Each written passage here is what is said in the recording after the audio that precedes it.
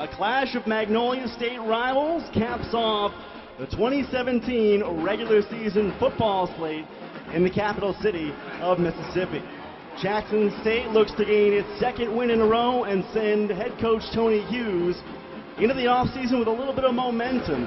While on the opposite side, Alcorn State and their locomotive offense looks to stay on track en route to the SWAC title game. Good afternoon from Jackson, Mississippi, alongside Santoria Black. I'm Tyler Springs, and we are looking forward to bringing you action here between the Tigers and the Braves on this Saturday afternoon. Santoria, let's begin with a look around these SWAC standings. Obviously, this game important for Alcorn State as they look forward, not quite as important for a Jackson State team that's struggled this year. Yeah, when you look at the standings right now, Alcorn State University, they've already won the Eastern Division. This one is just kind of a tune-up to make sure that they're on all cylinders. This game actually means more to Jackson State University than Alcorn because they want to send this senior class out on a winning note. On the other side, it's a little bit more important next week down in the Big Easy. The Grambling Tigers and Southern University Jaguars, it comes all down to the Bayou Classic. Both teams, of course, going into that ball game with a shot at the SWAC Western Division crown and a trip to the final judgment in Houston, Texas coming up. Certainly looking forward to that conference championship game. You mentioned Jackson State and what this game means, especially to the departing senior class.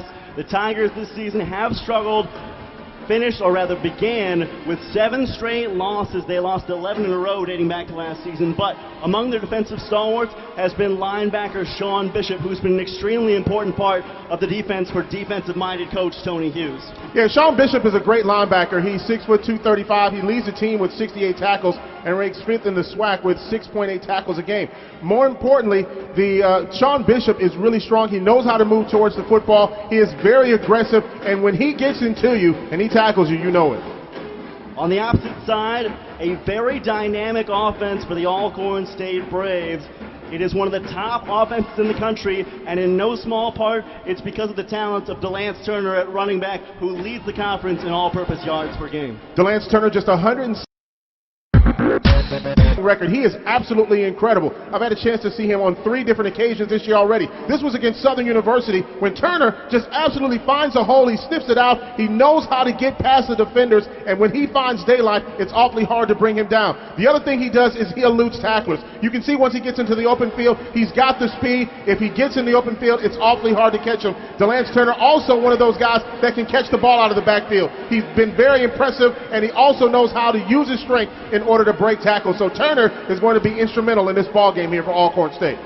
You pair Delance Turner with a tremendous quarterback in Noah Johnson and a great wide receiver in Orlando Fields, and you've got the makings for a great offense, one that leads the SWAC this season and is one of the best in the FCS. We'll take a quick commercial break and come back. Football is next. Alcorn State against Jackson State.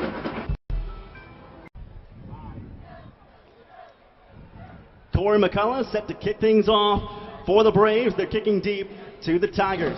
It's Terrell Kennedy fielding at his own 14-yard line. Kennedy, a home run threat on every play, has some room, and will give Jackson State great field position to begin this football game on a sunny day in the capital of Mississippi.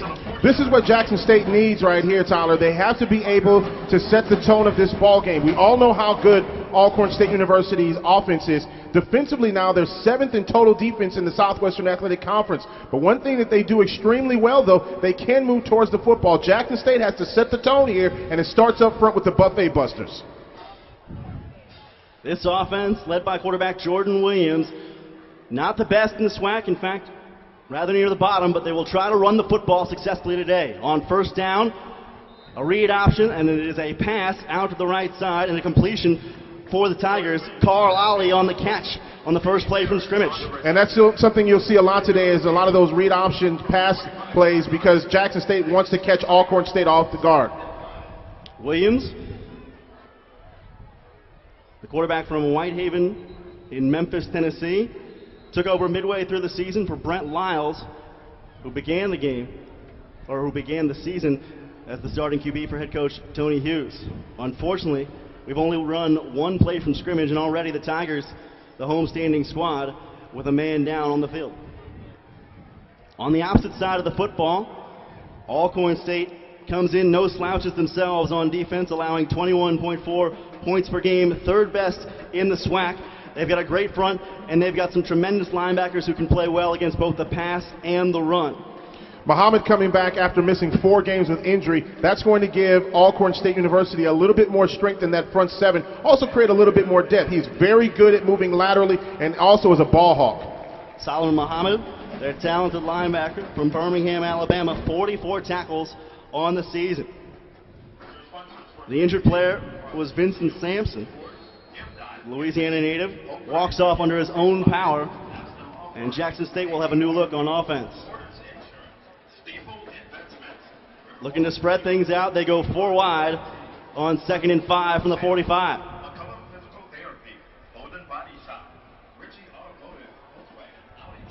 Williams keeps, but is tied up back at the 40. Yeah, that's one thing you can't allow to happen. On that particular play, you saw Alcorn State University a little bit of a blitz. On the replay, you're going to see here just 3 down linemen, but look what happens on the edge. They close everything down. You can see right there the quarterback has nowhere to go, and that's one thing they have to be careful of, is that although they may have 3 down linemen, they always have those guys to the outside rushing, trying to get inside. Trey Farrell helped down the play by Ramonte Bell for the Alcorn defense. And now 3rd and long for Williams and the Tigers.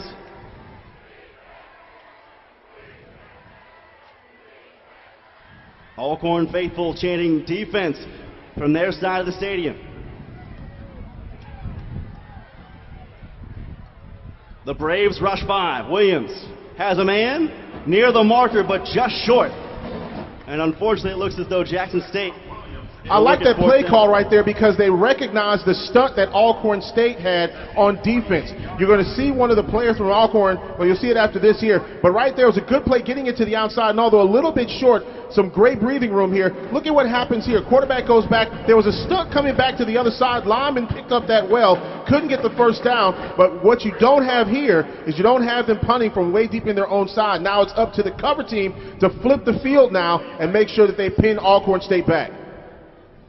Here's Christian Jackman, the kick, fielded with a fair catch at the 11 by Alcorn State, where they will take over. Their normal return man, Marquise Warford, sidelined for this football game, so they will play a combination of players in his stead, back deep to receive punts and kicks.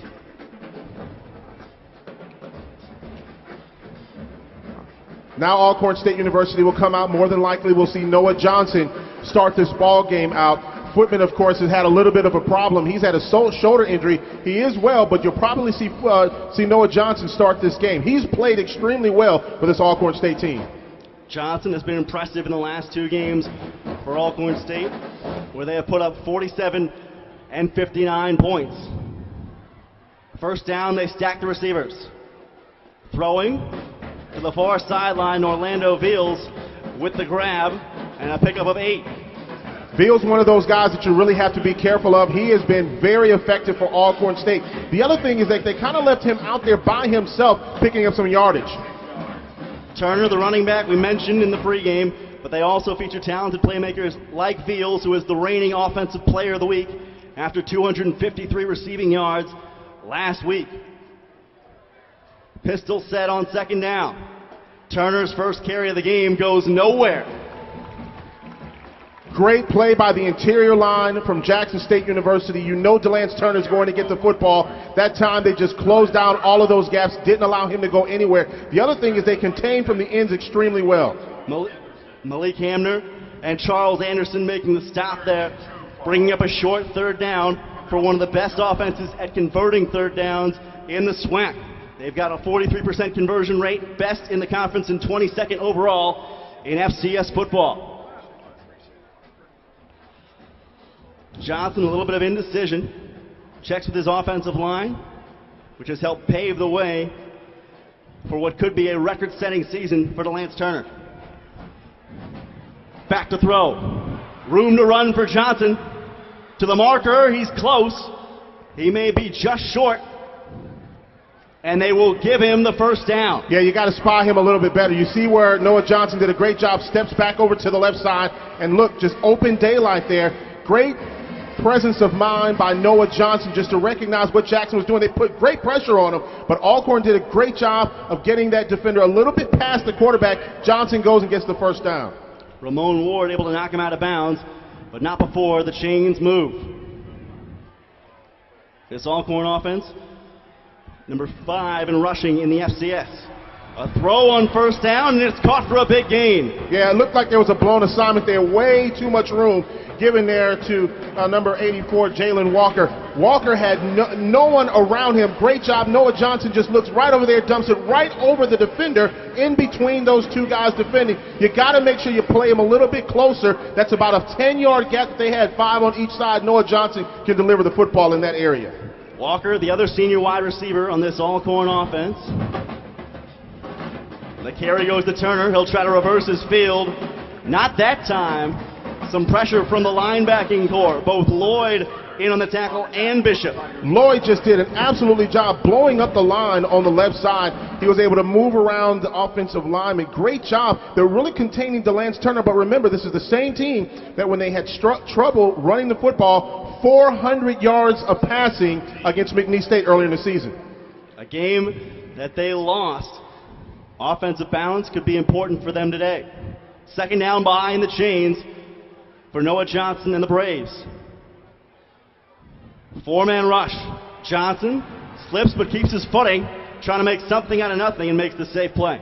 Yeah, Jackson State that time did a good job making sure Noah Johnson didn't have a lot of room to get that first down the way he did last time. Faked the turn. He was trying to find someone open, but great rush there by the defense. Noah Johnson just had to find some way to get out of bounds. Third down and long. This is where Jackson State University wants Alcorn in a third and long situation, but they've got to protect that area in between the secondary and, of course, the linebacking core. Johnson has not been asked to throw too much in his 2 starts prior to this one. His feet could be very important to move around on 3rd down and 10. They've got to get to the 38-yard line in Tiger territory. Looking left. Steps up and finds a man. Caught by Walker all the way down inside the 25. A big gain on 3rd down. That was set up because Noah Johnson was able to break the tackle there and get out of trouble. You can see here, look, they have him dead to rights. Good job by the offensive lineman still fighting for that. And look at Walker. He comes back to the ball a little bit, steps right in between again 2 defenders and able to get the ball. Look at great job by Johnson just getting out of there. A pancake block a little bit there by the offensive lineman, and there goes Walker. Big first down for Alcorn State. You've got to give a lot of credit to this offensive line for Alcorn State. They've helped the Braves rack up 469 yards per game, 5th best at the FCS level this season. And they helped out Johnson in a big way there. A whistle before the play.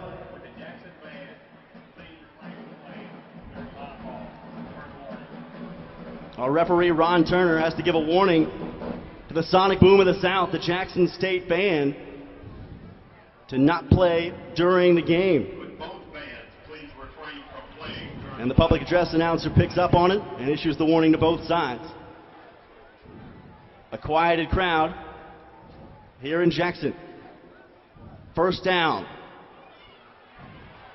Around the far side, Johnson spins out of a tackle, able to get up inside the red zone to the 18. Well, you notice something, a great spin move by Johnson getting out of some trouble. Johnson comes back to the opposite side, and you see Jackson State doing a great job. A little bit of over-pursuing right there. Johnson was able to spin back to the inside, got to the outside, and got a few yards there, about 5 yards on first down. This Jackson State defense had a lot of trouble with over-pursuit, particularly when they played against Grambling and Devontae Kincaid.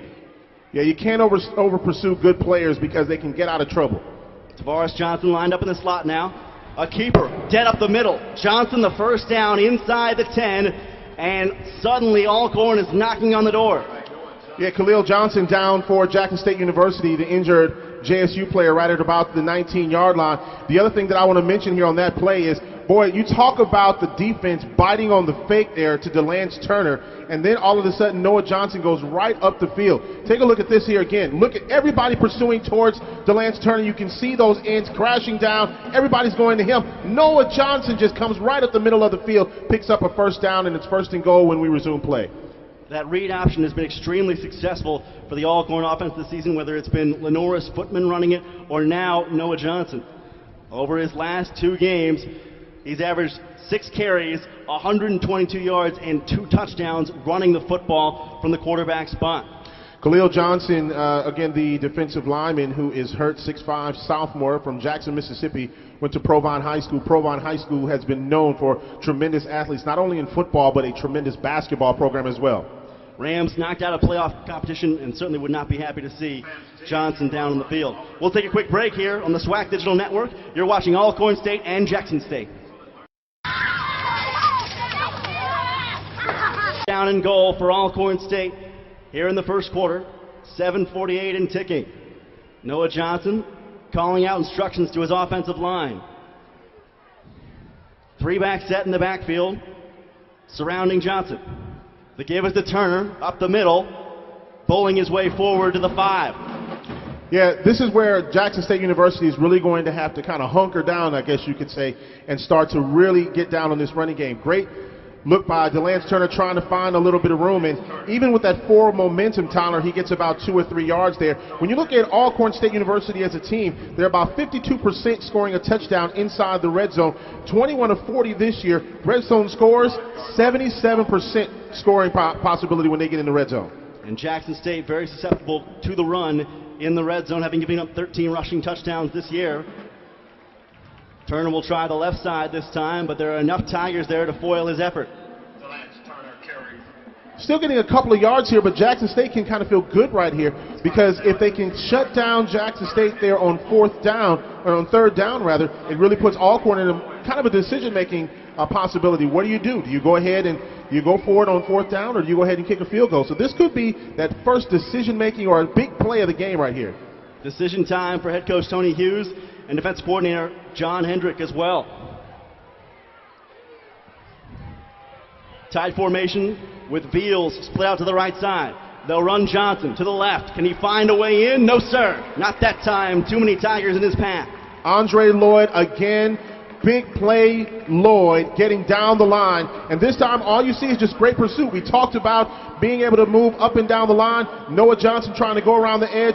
Nice job by turning Noah Johnson back up the field, and there you see a great shot there by the defense doing what they needed to do in order to stop them on 3rd down. And guess what? Now they put Alcorn State University where they have to get 3 instead of 7. It's a little bit of a victory, I guess you could say, for Jackson State. Darius Woods got the initial knock to help bring Johnson down short of the goal line. Here's Corey McCullough, the field goal kicker, the best in the conference, and he splits the Spires.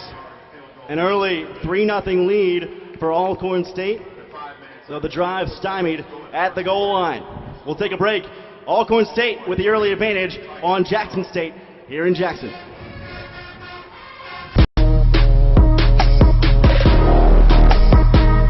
I'm Coach.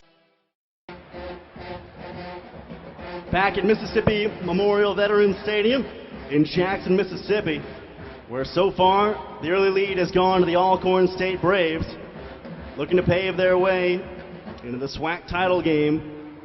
Jackson State on senior day, looking to fight back against what has been a tough 2-8 season. Romello Shoemake, Terrell Kennedy, the 2 receivers deep on the kickoff. It is Kennedy from his own 7. Up the right hash to the 20 and stood up there.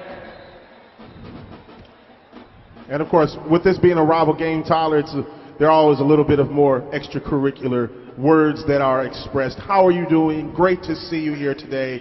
And that's what you saw there. It's just going to be some tough play here. But you notice, when you go back to 2014, Tyler, what's really interesting about these 2 ball clubs, in the same predicament, Jay Hobson came to Alcorn State University. And of course, I believe Harold was replaced the coach at Jackson State University. But what you notice here is that look at what Alcorn has been able to do in those 3 years. And they were kind of in the same position that Jackson was at one point in time. Now they are really on a roll, and Jackson State still trying to find their mojo a little bit in the conference. It is clear that Jay Hobson's effect on this program has lasted even into the tenure of Fred McNair, and it's been all good for the Braves. First down, taken for a loss in the backfield, is Jordan Johnson. Nowhere to run. Yeah, and you know what? That's one of those things that on the offensive line, they have to make sure that they pick up that up. But you have to credit Alcorn State with some great blocking. Great pursuit. Look at that, just getting inside the gaps, pushing those offensive linemen in the backfield. And when they did that, look at those gaps all being filled there. Just blew up the line on the right side, and that caused all of that pursuit there by the defense. Carl Big C Roberts, an offensive line specialist, brought in this offseason to work with the Jackson State line. Hard to say on paper that it's paid a lot of dividends. They're still near the bottom of the conference in rushing. Williams gets away from two tacklers. Can he make something happen? Instead, throws it away. Now, he did have one receiver coming back to the inside, and he probably didn't see him because of where he was running, Javon Floyd. It was going to be hard to get the ball to him because he was coming in one direction. He would have to throw back across his body to get to that particular play. Williams, Coach Hughes says, among the more talented athletes on the team, a capable passer, but even more dangerous with his feet. Tigers face 3rd and long. They've got to reach the 32-yard line to extend the drive. Converting this year on 37% of their 3rd downs.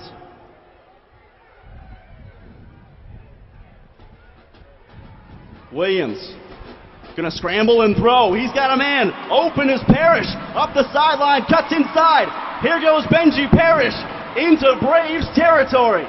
That's right out of the Southern University film tape, because if you go back to that, the same thing that Southern did is exactly what Jackson did. Came back across, in between the seams, back to the outside, and found Benji Parrish. Right there is where Alcorn State University has had problems all season long. It's been to the tight end or the inside receiver. Parrish goes back to the inside, finds that spot in between the linebackers and the defensive backs, and gets big yardage. A 46-yard pickup for the junior from Ellenwood, Georgia.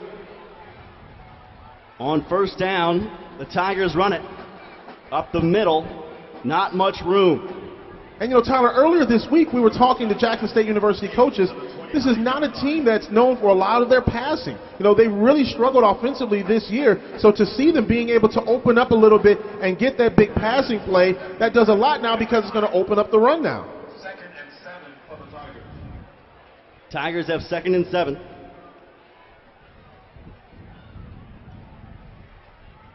Williams with Johnson in the sidecar beside him. 4-down lineman for Alcorn. Williams keeps, and he is hammered right behind the line of scrimmage.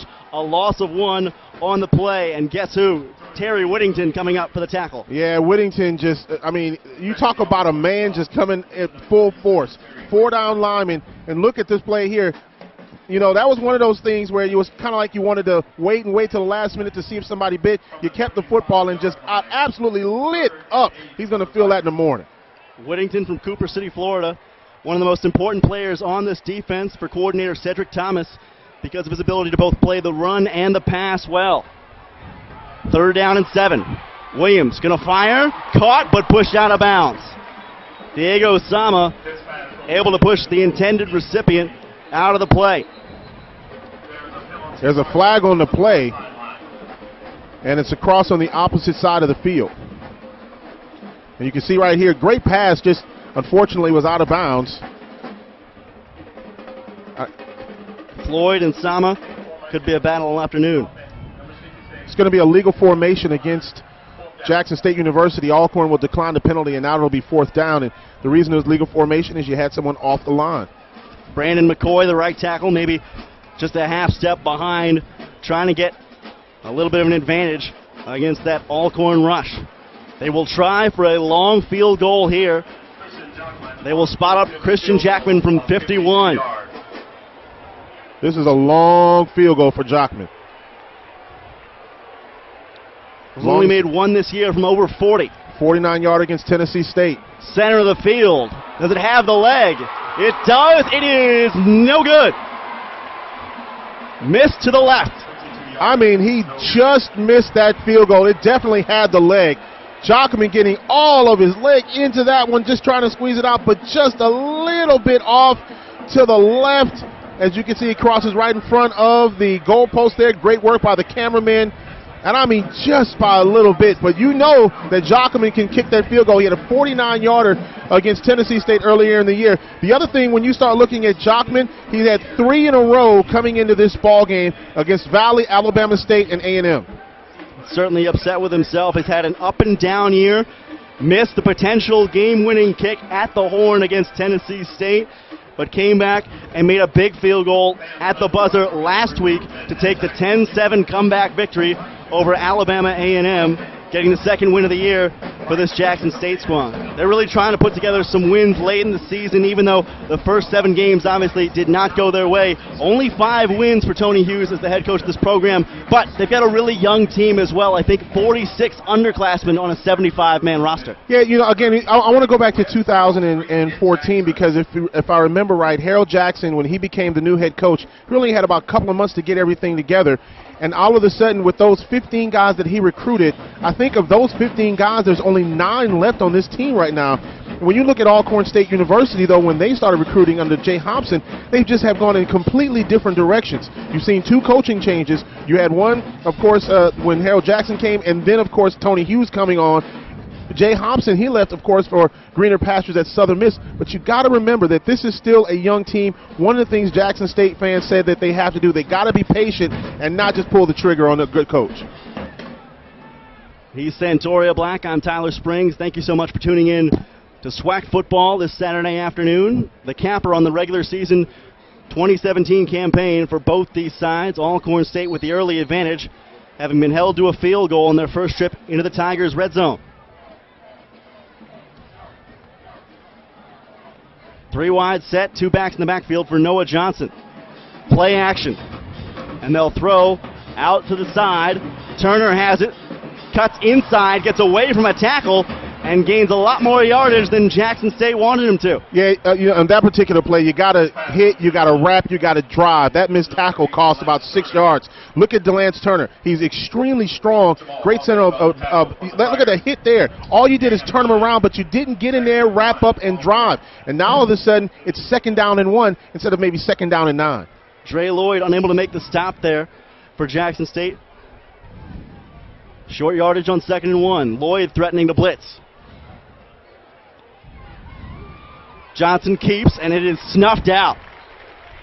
A loss of 4 yards in the play.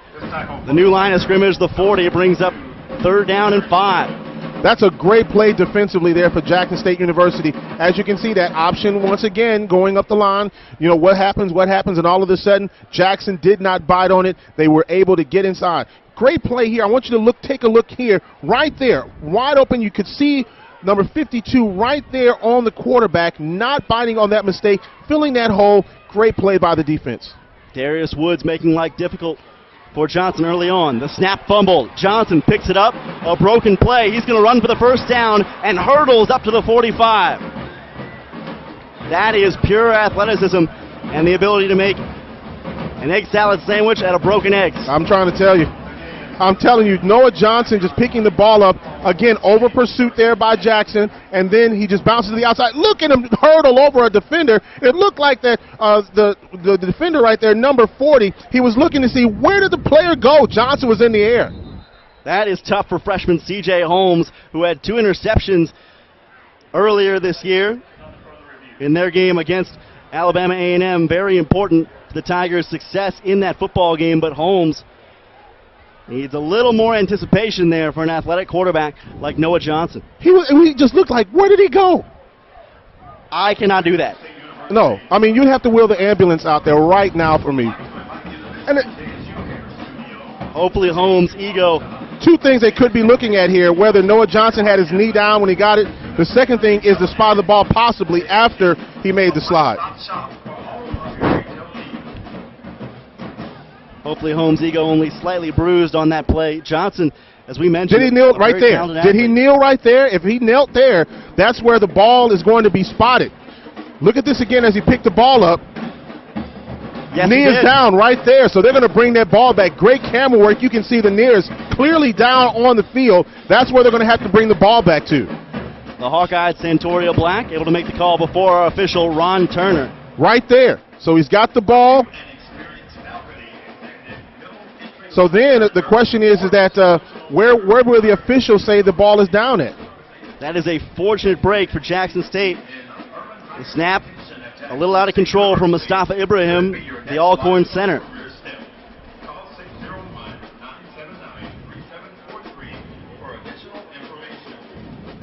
Great afternoon for football so far. We're in November and we're not wearing jackets. 68 degrees at kickoff here in Jackson, Mississippi. Absolutely. You're going to see this play one more time. And the question is, there's the knee down right there at about the 41, 42 yard, or I should say 38, 39 yard line.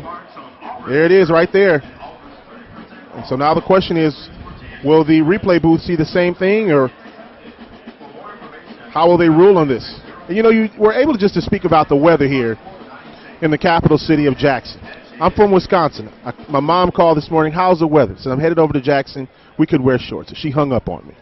I believe it. I totally believe it. If you're in Wisconsin right now and you're watching something happening down south, I do imagine you envy the weather. Now, I envy Wisconsin's selection of craft brews and Polish sausage, but we can't all have what we want. Well, you know, look, let me tell you something. When I go home, I usually bring back a nice amount of brats, some pepperoni, salami, cheese. I don't bring too much beer home, but I do bring a lot of food home. Amen to that, and maybe a little bit of cheese while you're at it. Absolutely. So a big run there by Alcorn State University negated because as Noah Johnson went down to pick the ball up, his knee was on the ground right there. And so now all of a sudden, Alcorn State University will have fourth down at about the 39-yard line. So a big break for Jackson State University. Again, I'm just impressed by the hurdling moves. I wonder if he's on the track team. I bet Alcorn's track coach is watching for the skills of Noah Johnson, but this is a big break for the Tigers. McCullough, who does both the punting and the kicking, has been particularly good with the punts of late. 58 yards his longest this year, averaging 43.3 per attempt. Backpedaling inside the 15 and tackled at the 10 on great coverage. And that coverage happened because McCullough got that ball way up in the air, and it allowed Alcorn State University's cover team to come down and cover the football. Here's a case here where you should have just waved it off. There were three guys from Alcorn that were pursuing you, and only one guy who was blocking, and he was behind. He was lucky he didn't fumble the football. Talk about a guy who was Johnny on the spot. That was number 82, LaCharles Pringle, the redshirt freshman from Gaudier, Mississippi. And a penalty against Alcorn State. So they're going to have to re-kick. This is fortunate here for Alcorn for Jackson, and for Alcorn rather, because that was a huge play there by the cover team for Alcorn State University, and so now Alcorn will have to kick again. A massive punt snuffed out by the foul, and as a matter of fact, you are watching the most penalized team in the FCS. Alcorn State averaging 113 penalty yards per game and 12 fouls called against them per contest. They could have been a lot more successful this year had they not had those fouls affect them. Again, Warren Newman. So McCullough now will kick from his own 20. It's freshman Warren Newman back deep for the punt return.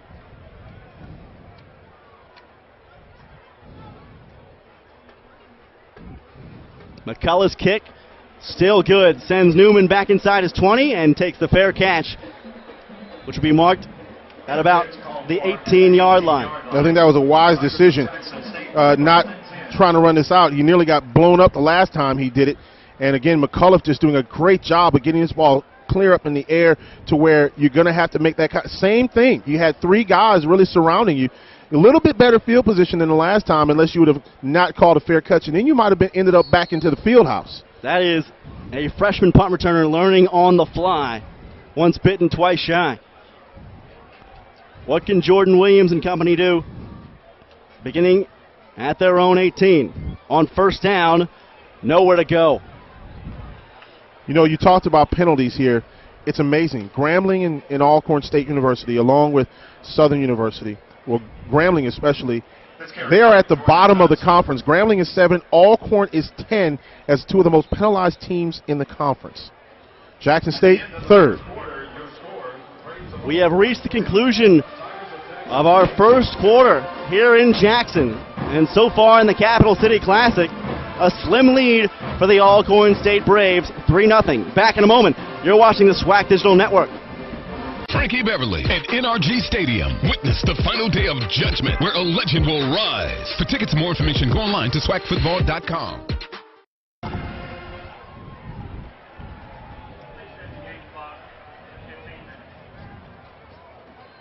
Back at Mississippi Veterans Memorial Stadium here on the SWAC Digital Network, where thus far Alcorn State with a 3-point lead against the homestanding Jackson State Tigers.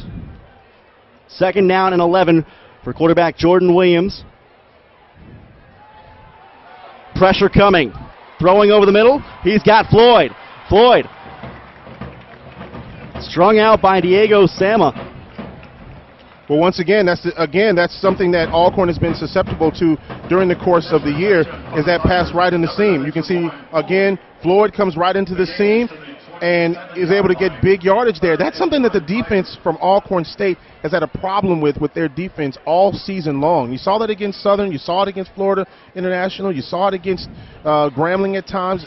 This has really been one of those things that they've tried to make sure that stay disciplined so you don't let that guy get wide open. Here comes an important 3rd and short for the Tigers offense. Tight formation.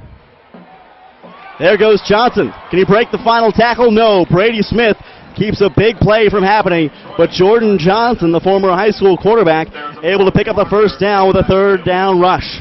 Well, you're going to have a penalty in the backfield here, and that's right around the area where you could have holding.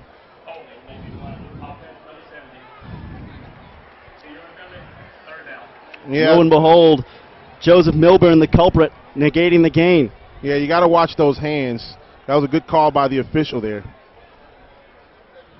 It's too bad because it's one of those occasions where Jackson State got Alcorn in a phone booth and they were able to have some success with Johnson. So now you're 3rd down and 11, and this is where coaches say you want to have a 3rd and short more so than a 3rd and long, and because of the fact that it opens up the opportunity a little bit more on the playbook. Now it's pretty much like, okay, we're going to have to defend the pass if you're Alcorn State. Tigers go 4 wide. Williams a little unprepared for the snap. Has some room to roll. Going to try to make his way back across the field. Can he get to the first down marker? Yes, he can.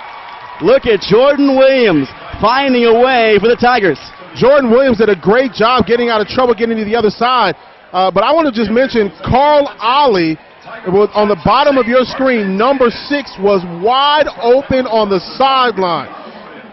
Here's a snap here, and look, he's going to go to his right. And you're going to see, I don't know if you're going to be able to see him on the screen, but number 6 was wide open. Then he goes back to the other side of the field. This is just a great individual play by the quarterback here in getting into open territory. Johnson stuffed to the line on first down. Jackson State hasn't had great success running the football on designed runs thus far, but they are maintaining possession, which is important to keep the ball out of the hands of the talented playmakers on the Alcorn offense. Yeah, and that's the thing. You want to make sure the longer you can keep that offense off the field, the better it is for you. And it also gives your defense a much-needed rest. Williams facing a 4-man front. Alcorn threatening blitz. They drop instead. The pass out to the left side, incomplete. Thrown near the shoe tops. Yeah, they got to get that pass up just a little bit. That was going to be hard to pick up. Romello Shoemake cannot come up with it, bringing up 3rd down and long. Jackson State has to get to the 44 to keep the drive going. Tigers looking for what would be only their 3rd win of the season, and their first set of back-to-back wins if they can pull off a victory over the favored Alcorn State Braves. Williams tries a long one, knocked out of the hands of Ollie. Yeah, that was great defense by Alcorn State University. And when you look at that, this is the kind of play you want your guy in the secondary to make, because this was just a good throw going down the field, and he just came up and just made a great play on the ball. And that's what you want to do. That's number 45, Alcorn State University, Morrison. And that was just a good defensive play, getting back to the inside, and even made a play in trying to pick the ball off. Morrison, 33 tackles. That is his 11th breakup of the season in the defensive backfield. He's number 2 in the conference. Interceptions, number 4 in passes defended. a very talented player in that Braves secondary, coached by Terenzo Quinn. Jackman back on to punt. Both these teams feature a specialist who does both the kicking and the punting. Jackman with a long of 64 this year. Gets this one away. It's going to send Walker all the way back inside his own 15. Walker up the right side and shouldered out of bounds. Flag on the play at the 36-yard line. There's a penalty marker on the play. The hit on the far side. One thing I'm going to get it for running or roughing the kicker. No? He did go down. I'm not sure if that was just on. If it's running into it, it's just a 5-yard penalty. But it looked like he pushed his defender into there. It was kind of hard to see exactly how that all happened. Kicking team, number 40. Penalty will be assessed. 16 spot. First down. So illegal formation once again by Jackson State. So the Tigers will not have to re-kick on that particular play. It is again the freshman Holmes committing the foul.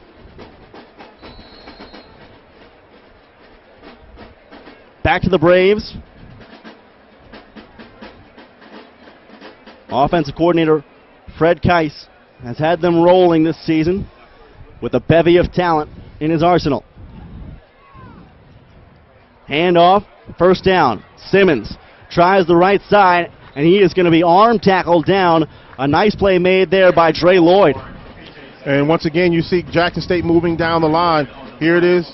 Once again, nice job by Jackson State pursuing the ball carrier. Almost could have gotten a face mask penalty on the incidental side by Lloyd, but luckily for Jackson State, the penalty wasn't called. Most teams would be happy to have P.J. Simmons as their starter. He is the backup behind DeLance Turner on this Alcorn team. Again, Simmons spins his way out of a tackle. He's got the first down. Man, Simmons with a low center of gravity just kept those legs moving. And now we got another Jackson State University player limping off the field. Look at this hard hit by Simmons right there. And just completely is able to get more yardage by just keeping those legs turning. Look at those legs just keep moving. Spins out of a tackle. And again, they got to go down and drive and wrap up. You can't do a lot of that arm tackling. That's why you're seeing some of these players being able to get out of situations. 5'10", 190 pounds, but they could not wrap him up. Khalil Johnson, the defensive lineman, who had to come out for the second time this game on the Jackson State side. Simmons again, weaving his way up toward the 45, bottled up after a gain of 3. Simmons is shifting in a way that DeLance Turner is not. Tyler, remember when we talked this week and we said on paper, you look at Alcorn and their arsenal on offense, what they bring to the table, Alcorn should win this ball game. But also we talked about how rivalries bring out the best in teams. You're seeing Jackson State University play a defensive game that they played the last 3 weeks against the likes of Alabama State, A&M, and Mississippi Valley. Very aggressive, moving well towards the ball. And we talked to the DC, and he said, look, they're playing really well and stepping up their game. This has been a different Jackson State squad that has rallied over the last few weeks after beginning the year 0-7. Johnson looking to throw, tipped up in the air, and that'll be incomplete. I think he caught the back of a helmet. Malik Hamner using his head on that one. Well, again, you can see the blitz there coming from Jackson State University, and that ball just being tipped. Hamner, one of the guys they really like. Naturally, an inside player who they've moved more to the perimeter of the line, and he's just now making the adjustments that improve his ability on the edge. Great tip there by the Jackson State defender. Now you bring up a third down and long for Alcorn State. Jackson's showing blitz. Look out for the stunt. Turner in the backfield. Johnson. Pressure in his face. Throws. Has a man open. Fields across the middle and out of bounds at the 35 in Tiger territory. A big pickup for the senior. What a great job Alcorn did picking up the stunt. You're going to see 21 coming around. Look at DeLance Turner pick that stunt up, and Noah Johnson had a little bit more time to get that ball out. That is what I was talking about, how Alcorn State University has to continue to do that. Jackson State with a stunt coming back to the inside. Johnson would have got creamed had Turner not picked that up, and now you got a penalty against Alcorn State.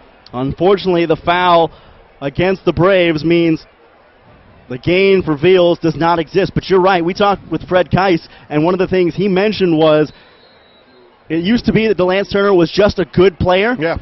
He was challenged in the spring to study the playbook and study what defenses were trying to do to their offense, and he has become a whole lot smarter, raising his IQ football-wise, as Keiss said, from a 200 level to a 400 level.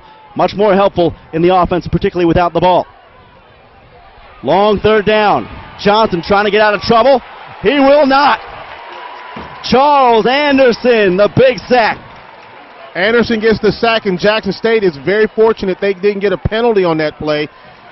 Noah Johnson scrambling, and again, look at Jackson State just making sure that everybody is covered down the field. And look at the big guy. Right there is where Jackson State could have got the penalty right after the play. Johnson scrambling, had nowhere to go, trying to shake the boots out of big Charles Anderson, and Anderson kept his footing. And luckily, Jackson State didn't get a penalty. Anderson could very easily defend the pick and roll there. That's 6'3", 285, sticking with a quarterback who is outweighed by 80 pounds. The punt from Corey McCullough will bound and settle inside the 30. So far, so good for this Jackson State defense. We've looked at an Alcorn State team that has put up points in bunches this season. We'll take a quick break here on the SWAC Digital Network. Alcorn leading 3-0. Stay mystified. Hi, Mama.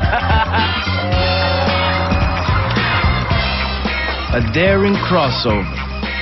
Toyota CHR. Toyota. Let's go places. Jackson State football to begin the drive at their own 29, trailing 3-0 against Alcorn State. First down carry, and staying right there in the backfield is Terrell Kennedy. Alcorn came with lots of pressure into the center of the line. That's going to be a hold again against Jackson State University. Alongside Santoria Black, I'm Tyler Springs. Thanks so much for tuning in to the SWAC Digital Network. Our executive producer, James Crenshaw, this afternoon.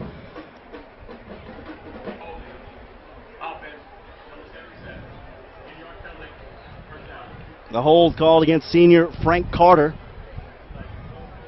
by our official, Ron Turner. So immediately to begin the drive, quarterback Jordan Williams and running back Jordan Johnson behind the chains. Terrell Kennedy, the back in the backfield this time on first down. Williams slings it across the middle. At the 30-yard line, the pass ruled incomplete. Yeah, that time you look, again, Alcorn showing a little bit of a blitz here. And the pass just a little bit too low. Great job by the receiver trying to get to that ball, but just a little bit too low as he had to come back towards the football. Carl Alley not able to make the catch on that play.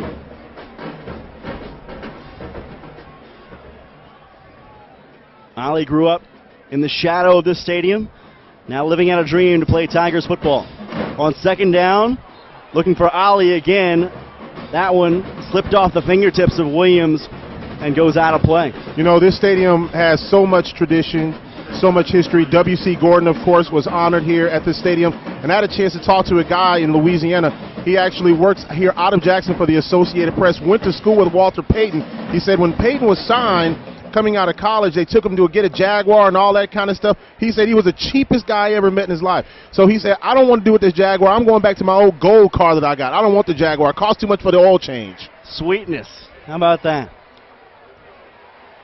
Keeping things simple and easy. Jackson State facing a difficult third and long. They've got to get to the 39-yard line. Quick pass over the middle. Caught. Yardage, but not enough. Good job by Williams getting the ball away quickly and able to get some of it back, but not all of it. Yeah, you know, and this is where if you're Jackson State University, if you don't lose yards, you get a first down out of this play. It's exactly what you wanted. Great play by Jamarius Mabry, the wide receiver from Jackson, but just could not get enough in order to get that first down. Mabry, one of 15 players on this Tigers roster from the Jackson, Mississippi area. And here is Jackman on the kick. Walker standing at his own 29. From the 30, bobbled for a moment, and good special teams coverage. Senior linebacker Sean Bishop on the tackle. We talked about Sean Bishop earlier, not only a great defender, but good on special teams. And Walker, of course, second time that he's been in a position to where he doesn't make a fair catch and loses yardage instead of gains yardage. Alcorn without their normal punt and kick return man, Marquise Warford, dealing with a foot injury in this ball game. Man, is he a weapon. Warford, of course, second on the team in receiving, averaging about 33 yards a game. He's got a couple of touchdowns, but more importantly, he makes people miss and makes them look so foolish on special teams. Among the top 5 in the conference in kickoff return average and the leader in punt return average, the only one in double digits. Ron Turner with a call. So it's going to be a false start one way and illegal blocking the back the other way. We mentioned how much penalties have hampered this Alcorn State side. Oh, yeah. Coached by Fred McNair. It's been this way this year and last year, as a matter of fact, but they've played so well that they've been able to overcome those deficiencies. Well, yeah, and that's the thing. How talented are you when you can lead the conference in having the most penalty yards in a game and still win the East? I mean, this is a team that's done this multiple years now, as we hear the penalty here.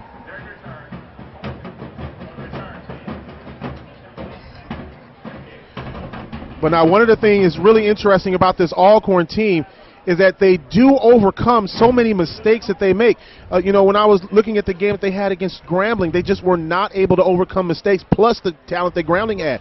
They were down 24-10 against Southern University because of the fact they made so many mistakes early on. Not only coverage mistakes, but false start penalties, illegal shift penalties, all of those things. And, you know, a lot of times it's really difficult. Those are the things that separate you from being good and great, though. And at the end of the day, they're really trying to step this game up and reduce those penalties. A re-kick for Jackman. Walker will fair catch it at his own 34.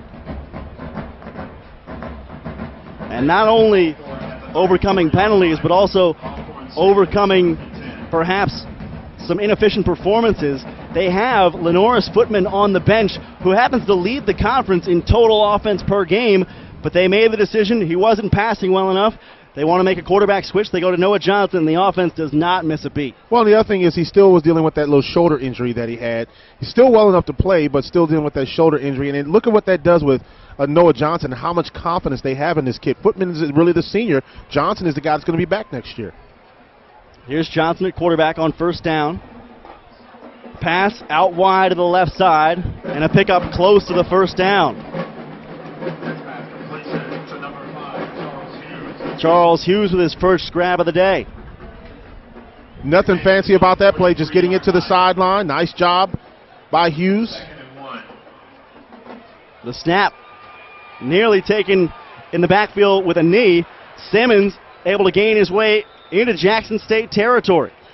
That's one of those plays where you have to make sure that on the opposite side, when a player reverses his field, and the ball once again is on the field now, is his knee down again? That's what I'm wondering. Will there be some time for the officials to look at that? That's an interesting play, because did he have control of the football when his knee was down? And it looks like they will continue. A break for the Braves. 1st and 10 inside the 50. And the pass batted down near the line of scrimmage by Khalil Johnson, working hard on the right side of the defense. Well, that was just an all-out blitz over the right side. You see right there a little bit of an over pursuit by the Jackson State defender, but right there to pick him up.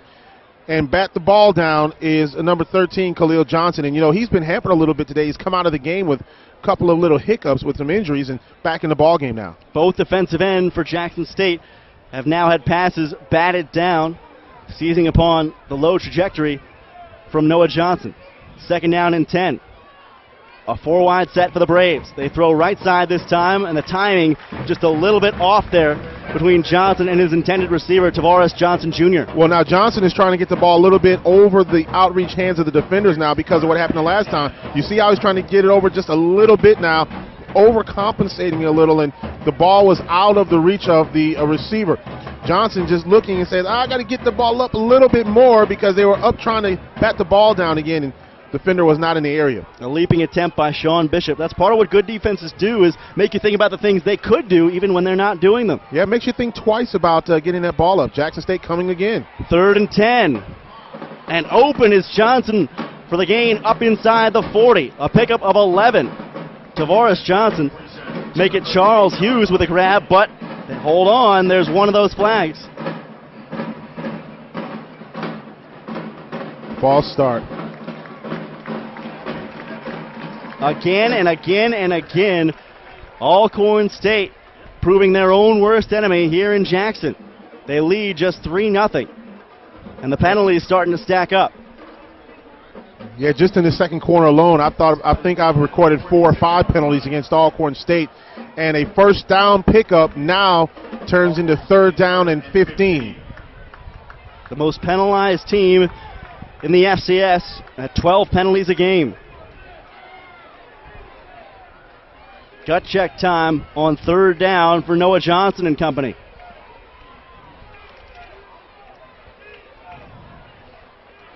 Jackson State only rushes 3. They throw right side. This is going to be close. Jalen Walker with the grab near the 40-yard line. Going to be marked about 1.5 yards shy of the first down line. Well, that's just too close for comfort if you're Jackson State University. You got to keep those receivers out in front of you. Luckily, they don't get that first down, but now it looks like Alcorn State maybe putting their offense back on the field here. Ooh, that was close. Close to a first down. Little comeback route covered by freshman Markel Gladney. Stopped him just shy of the line to gain. I'd say the spot of that football is about 1 yard shy of where he was down at.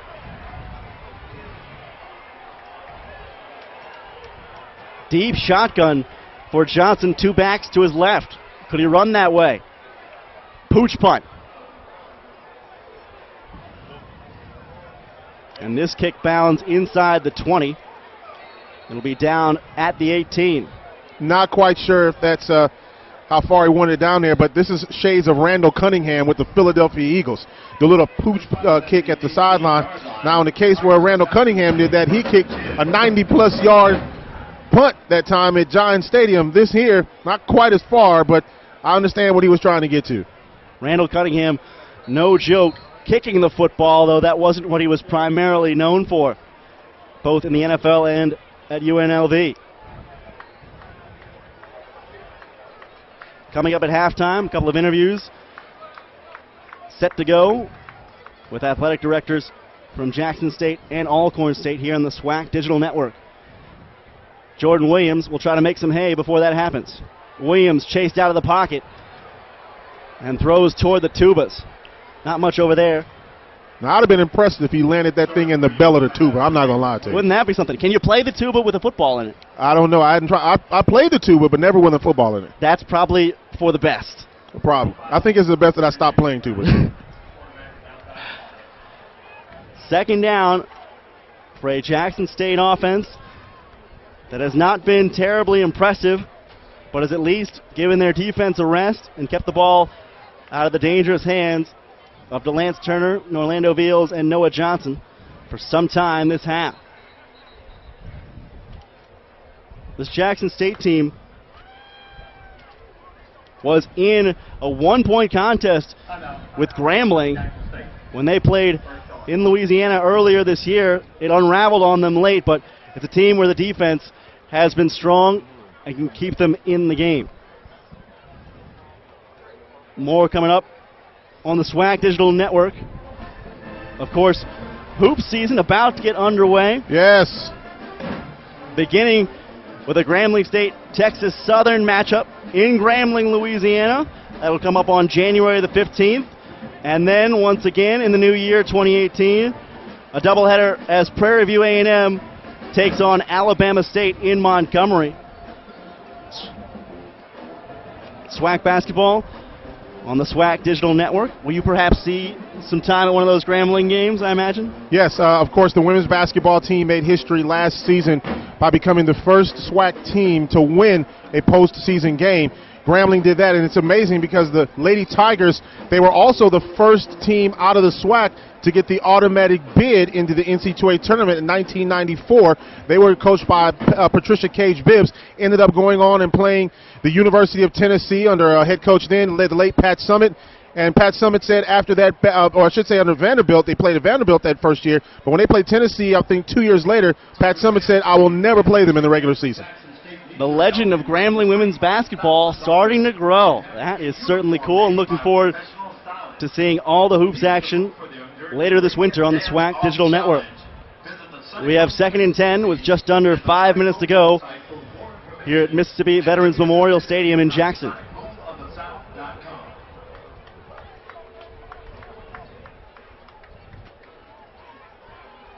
Jordan Williams fires over the middle, in and out of the hands of the intended receiver. Was this ball intercepted? A scrum for it at the 22-yard line right there on the hash mark. The pass was on target. Yeah, this is Alcorn's ball. But this looks like a critical error by the Tigers.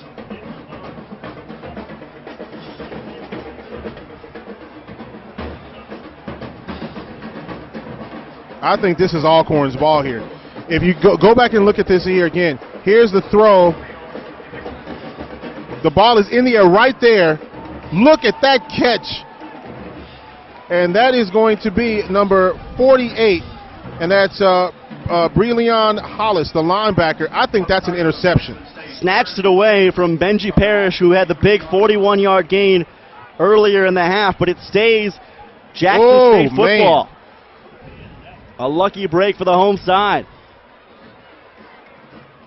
3rd and 6. Williams fires over the middle. This one caught. Ali with the catch gets his way across the 30 and a first down. One more look at an efficient pickup of the first down. Williams. It's the interception again. Targeting Parrish. Boy, that's close. That's a close one.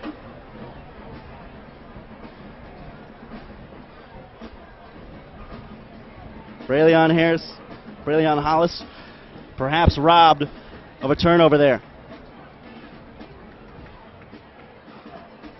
The advantage, Jackson State. Handoff, first down run. Here's Kennedy. He breaks free. There goes Terrell Kennedy, and no one will catch him. The Tigers have the lead. Terrell Kennedy, who leads this team in all-purpose yards, got into the open field and says, catch me if you can. The big Tiger rumbling down the field and putting Jackson State on top. Unbelievable play here. And just a simple handoff. Look at the blocking by the offensive line there. And Kennedy is in the open field. And there's a Tiger going all the way into pay dirt. 6 on the board for Jackson State. Brady Smith, the safety, the last man standing for that Alcorn State defense, just over-pursued a little too much. And Kennedy flashing the speed all the way to the end zone.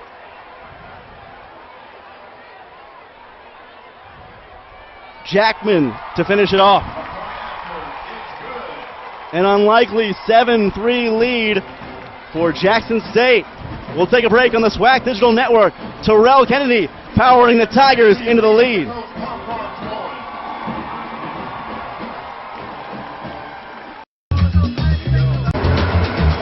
A daring crossover. Toyota CHR. Toyota, let's go places. Back in Jackson, where Terrell Kennedy and the Tigers have taken the 7-3 lead on Alcorn State. Alongside Santoria Black, I'm Tyler Springs. This is SWAC football on the SWAC Digital Network. The regular season finale for Tony Hughes Tigers, and so far the defense has done enough, and a home run from Terrell Kennedy, the difference. Well, Terrell Kennedy, you can add that one to the Kennedy files. He is just a sophomore. Big time run, and look at, I mean, just unbelievable the way it was like Moses parted the Red Sea on that line. The offensive line just parted everything open, and Kennedy was not touched heading to the end zone. Here comes a little sleight of hand, perhaps, from Christian Jackman and the kickoff team for Jackson State. Alcorn has 5 players lined up near the 50, and it's just a fake. Now, I haven't seen that since I was in high school. Now, I don't know what the counter is to that ruse, but perhaps we'll see it later in the game. Turner takes it from his own 5. DeLance Turner knocked off his feet at the 28. You know, that can kind of throw you off a little bit. But DeLance Turner, of course, with Wofford not being in the lineup today, Turner getting some of the duties. Good news is that you got a really capable guy who can get down the field. Bad news is that, you know, we've seen this before where you've had big-time guys who are returning kicks, doing a lot on the field. Sometimes, you know, injuries can happen. So we hope the best for DeLance Turner, that he can continue to be healthy out there. Turner ranks second in the FCS in yards per carry when he runs the football. He's out there on first down beside his quarterback, Noah Johnson, as the Braves set up with just under 3.5 minutes to go until halftime, down by 4. Corner blitz coming, and Turner slips down in the face of pressure. Markel Gladney off the outside. I don't know what happened right there, but DeLance Turner couldn't gain his footing. He comes back to the opposite side and right. Oh, he stops there, and oh, he just kind of digs in, so to speak. Luckily, he didn't get hurt on that play, because he was trying to look like he was trying to go out and make a move, and instead of making a move, the grass made a move on him. Backed up behind the markers. On second down, a long throw. Veals has it poked away. That's a tremendous play by the sophomore Ryan Thayard. Thayard doing a great job going up and tipping the ball. Jackson showing a little bit of pressure here. Noah Johnson stepping up, trying to get the ball downfield, but look at Thayard going up, trying to get the ball, and it turns the receiver there in that particular play and more of a defender there. Everett, the tight end, had to kind of knock the ball out of the hand of Thayard to make sure he didn't pick the ball off. They love Thayard's size and ball skills, 6'2", 190 pounds, playing on the corner. Now a 3rd and long for Alcorn State. Johnson pressured in between a few linemen, has some room to scramble out to his right, and flipped off his feet. Whoa. Look at Gladney in run support. Boy, that'll make you shout if you're a defensive coordinator.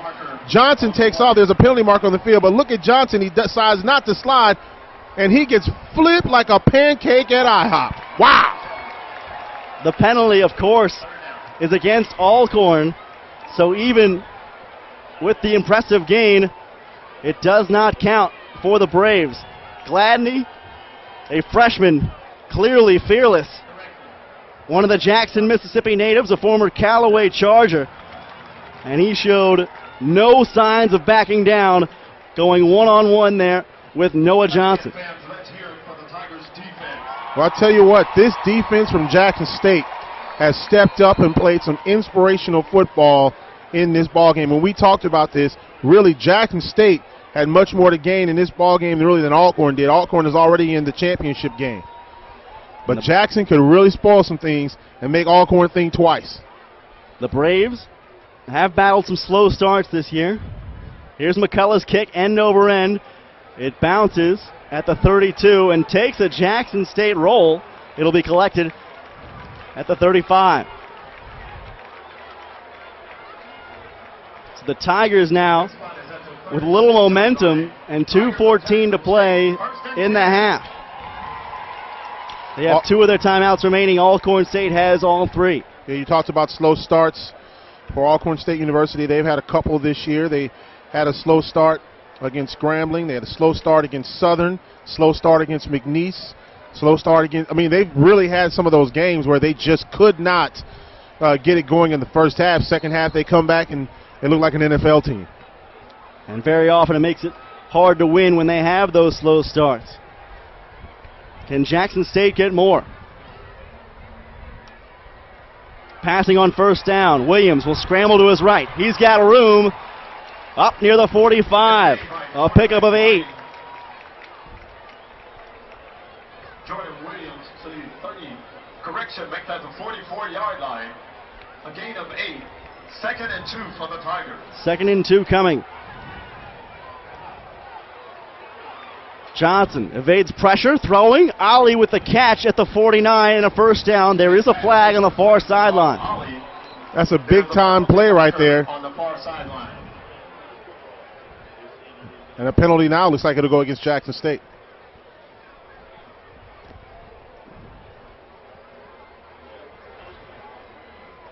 Looks like it may go against Alcorn State. Surprise, surprise. The Braves tagged again. Here's Ron Turner. So an illegal substitution here on Alcorn State, and now Jackson State has a first down. That's a Ritchie Automotive Volkswagen. Things moving the Tigers' way as they near midfield. Up by 4, under 2 minutes to play until halftime. A chance to extend, but they must be careful not to make a mistake. Minus 14 in the turnover margin this year is Jackson State. 4 wide on first down. Williams a quick throw. Ali again. Came up with it inside Braves territory. Went to his knees for it. And you know, you can see Jackson State feeling a little mojo right now. You could see Ali getting up after that play, kind of going into the face of one of the defenders as he kind of flipped him over right there. That's number 20, Allen Bruce, the defensive back, saying, hey, you know, I caught the ball. Williams sets up, resets the feet, rolling right side. It's Ali again, incomplete. Yeah, he was already out of bounds on that particular play. I think This pass is incomplete. Jordan Williams has found his favorite target. A lot of these throws made easy by offensive coordinator Derek McCall, who was promoted to coordinating duties earlier in the season. And since that time, Jackson State has run the football a little bit better, which has helped them be more competitive. And Jordan Williams, a big part of that, using his feet from the quarterback spot. 3rd down. 5 to go. Must get to the 41. Johnson looking, going to break out and run. He dives for it. He's got the first. Jordan Williams carries near the first down marker. Williams is down on the field. Slow to get up is the sophomore from Memphis, Tennessee. It was the way he kind of, his body contorted a little bit, twisting as he was going down. You see, body twisted one way, and it looked like his wrist. That is not a good look for Jackson State's quarterback. Yeah, They have played a few this year, but Williams has been the most successful of late. Take one more look. Yeah, he jammed it. He holds his throwing arm. They will measure. It is a first down by a good football's length.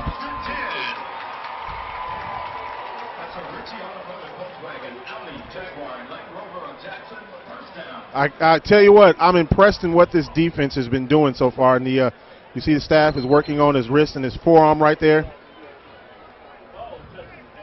Williams, a product of Whitehaven High School, also the Tigers, a powerhouse in the public school ranks in the Memphis, Shelby County area. He's got to stay out for one play. They're going to play Jordan Johnson at quarterback, the position he played in high school. Much like a Pat White. Johnson evades a tackle, but he's wrapped up in the backfield. A loss of 1. Jordan Johnson on the carry for the Tigers. 35 seconds to go in the half, and ticking. Starting to get a little bit more a little bit more pleasant down on the field, I guess you could say.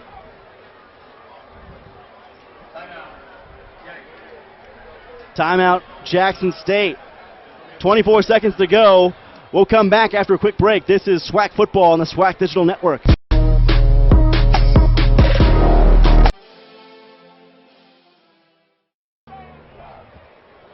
A false start called against Jackson State as they return from timeout. Always a rough sign when you commit a foul after a timeout. Tony Hughes can't be happy about that. Yeah, that's a good call. From the 47, 24 seconds to go in the half.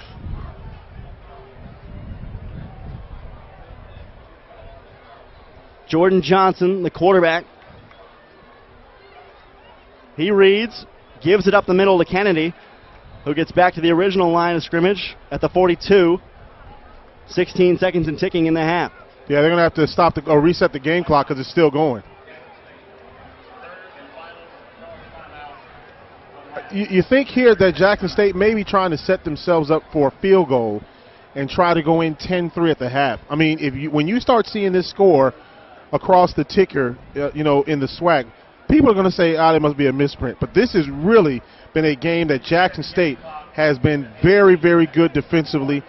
Alcorn has really one penalty in the first quarter. The rest of their penalties have come in the second quarter, and they probably got about 8 or 9 now. And then, of course, you turn around and you look at what Jackson State University has done in being able to keep the ball out of Alcorn State's offense's hands a little bit, not allowing them to get significant yardage down the field. So really credit Jackson State on the defensive side for what they've done today. Now remember, this is a running back playing quarterback, so it's tougher for Jackson State to throw a pass over the middle and get a spike, even if they get a first down to stop the clock. Once again, they are out of timeouts with 18 seconds to go in the half. Williams is back in there at quarterback. He throws right side. It's caught up to the 35-yard line. Not good enough for a first down, but this could make it maybe a 52-yard attempt if they were to bring Christian Jackman on for the field goal try. You mentioned trying to go up 10-3 going into the half. The only thing you might worry about there is if you don't think Jackman has the leg, you worry about a potential return or a block. I'm telling you, they're going to bring on Jackman. There's no way they're going to go for it here on fourth down and give Alcorn the ball and give Alcorn the ball back at this territory. Because if they were to give it back, Jackman, the southpaw out of Miami, Florida. Field goal, 52 yards. For the near hash, and there was movement before the snap. I believe this will help out the Tigers. This is what I'm talking about. This is good gamesmanship. The reason you bring out your field goal kicker is because you want to get Alcorn on edge here a little bit. If that's against Alcorn, that's a first down for Jackson State. That's a first down, Jackson State.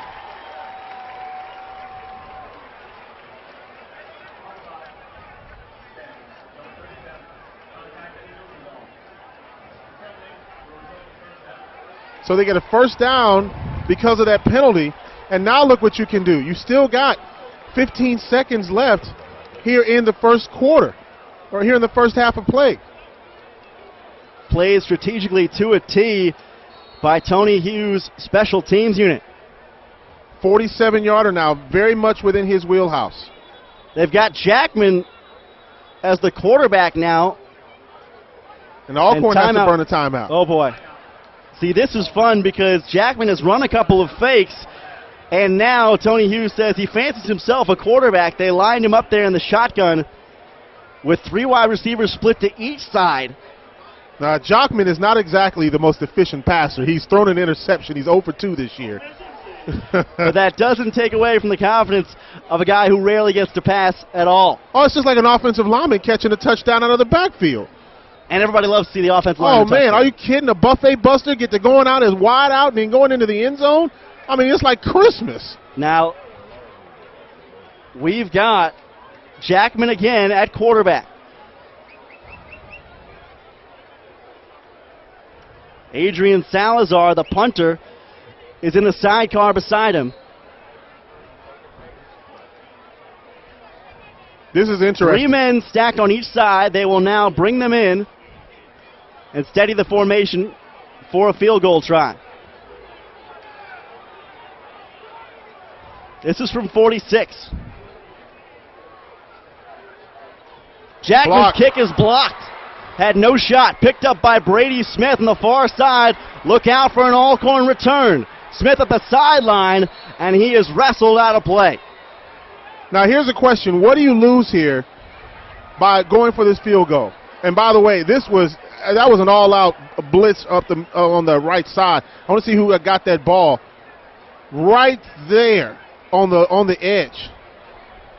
That's a heck of a dive. Did it go into the line instead? I think they might have gotten a piece of it coming around the edge. Right there. Right on the line, yeah. Changed the trajectory of it a little bit.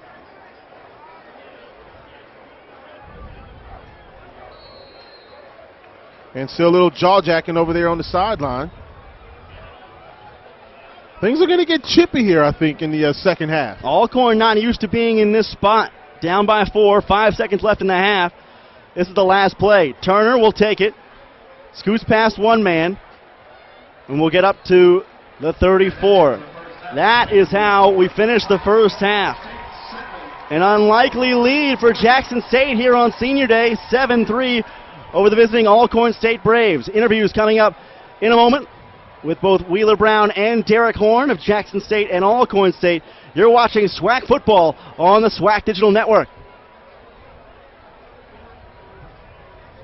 We are the SWAC. Our heritage lifts us to great. Where the Alcorn State University Braves and Jackson State Tigers battling it out in the Capital City Classic. 7-3, Jackson on top. I'm joined by the athletic director for Jackson State University, Wheeler Brown. Mr. Brown, thanks for joining us. Thank you for having me. I appreciate you guys. Absolutely. I want to start on the academic side because I was reading something about Jackson State University about being tops in APR. We all know how challenging APR is for HBCUs. Yes, we do, and we're the top in terms of APR, not just only in the SWAC, but pretty much in the state of Mississippi, including Ole Miss, Mississippi State, and Southern Miss. So we take great pride in the academic side of things and great pride in our 75% graduation success rate. Great pride in being the 4-time SWAC academic champions, and great pride in having over 200 kids with a 3.0 grade point average. So academically, we're really doing a lot of positive things. You know, I had a chance to listen to Mississippi Public Radio. One of the things that they talked about were the challenges that the state of Mississippi was having as far as funding education, not only as far as higher ed, but also in K through 12 as well. What's the secret behind being able to get APR at such a great success rate, being that there continues to be challenges on the academic side, on the funding side? Well, it's probably 2 or 3 pieces that go along with that. I would say number 1 is having good buy-in from the top down. And I mean from the president's office down to the faculty and staff and the deans, and it's just a trickle-down effect from there. Yeah. Everybody lends a hand in, and and it really helps in terms of getting those things done. I would say the next thing is to have a great academic athletic enhancement staff, which I believe we have one of the best around without a doubt. And they're really on top of these kids, really on top of things, and coaches have bought in also. So it's a total team effort that makes that happen. Now, of course, as we talk about all of the changes that happen, one of the things that Jackson State continues to do is keep improving on facilities, trying to make things better for the student athletes. Yes, we do, and we have a facilities enhancement plan that we're looking at, trying to do some things on campus with our on-campus facilities in all of our sports, not just 1 or 2. And it's going to be slow going, but it's something that we really want to look forward to accomplishing, because our fans and our student athletes deserve that and much more. You'll talk about the fan support here in the Jackson, Mississippi area. It is the largest institution when you look at the city of Jackson, and this has really been something that the public has just really embraced overall. Yes, absolutely, and you look in the stands right now, you wouldn't know we were 2-8, and so really pleased with the support. Folk come out, they support Jackson State, they're here through thick and thin. Not a lot of fair weather fans, things of that nature. You know, they're passionate about the Tigers and all the sports, and it's our job, our goal to make sure we give them a product that's worthy of their support. And one other thing I know, when we were in Birmingham for SWAC Media Day, did you get a chance to get some good barbecue in Birmingham? Yes, I did. No doubt about it, and I can't wait to get back. Yes, either Full Moon, I've been to a couple of Ribbit Up on First Avenue. There's a few places I like there. Dreamland, also another big one. Yes. We got to go get some barbecue. I got to get there. I definitely got to get there and get some more. I tell you what, if you go to Houston, if you're going there just to watch the game, we'll go get some barbecue. I got definitely. Sounds good. I will be there, most definitely. All right, we're going to take a timeout. When we come back, more of our halftime show here in Jackson, Mississippi. Alcorn State University trailing Jackson State 7-3. We'll take this time out. We'll be right back on the SWAC Digital Network. Now he ain't about to take a spot, bro. You good, brother? You good. All right, welcome back here to Mississippi Veterans Memorial Stadium here in Jackson. The Jackson State Tigers on top 7-3 over Alcorn State University. I'm joined by Derek Horn, the athletic director of Alcorn State University, and we've done this a couple of times. Oh, now. Yes. Well, you know, I do want to say congratulations, first of all, Alcorn on its way to another Southwestern Athletic Conference championship game. We'll see who they play, either Jackson or Southern or Grambling State University. So another fine job by Coach McNair. Well, you know, it's been great. We worked hard to try and keep that momentum going, and Coach McNair brought them some great recruits and been able to retain some good coaches. So we're very excited about what's coming in store for us. Since 2014, there's been kind of a metamorphosis of this program. I remember in the early and mid-'90s, Alcorn State was one of the best teams in this conference. It hit a lull for a little while, but since 2014, there's been just this steady increase. And then, of course, Jay Hobson came, and then Coach McNair. What's been the secret behind this football program? Family. It's a great family atmosphere. You know, we're the little engine that could. You know, our resources are not as high as some of the other member institutions, but we do a lot with a little bit, and we're very excited about the leadership that we have with Dr. Alfred Rankins Jr., who's very supportive of all of our programs, athletically and academically. But we're just excited about what's in store for us in the future. Now, you know, I look at Alcorn State University, and it is out there a little bit. You got to go to Alcorn if you're going to Alcorn. But the one thing that you see a lot on that campus is a lot of spirit and a lot of support, not only from the standpoint of the students, but also of the programs that are there on campus. Well, I think what you'll see, just like today, our fans are here. Our fans will be in Houston, Texas, and it is a great opportunity for us to move forward. You'll see a big representation in Atlanta. And even though our enrollment isn't that high, we support strongly. And that's what I'm so excited about, and our kids feed off of that. What are some things that Alcorn is looking at doing going forward, short-term and long-term, as far as not only facilities, but improving the way that student-athletes are able to move on campus? Well, I think when you take a look at some of the things we've done from grants that we've been able to receive from the NCAA and from the state to enhance the student experience, from a dietary standpoint to improving their academic tutoring and just also career planning. So a lot of things that we do not only make them a great athlete, but we're hoping in 4 years that they'll go ahead and graduate and be productive citizens.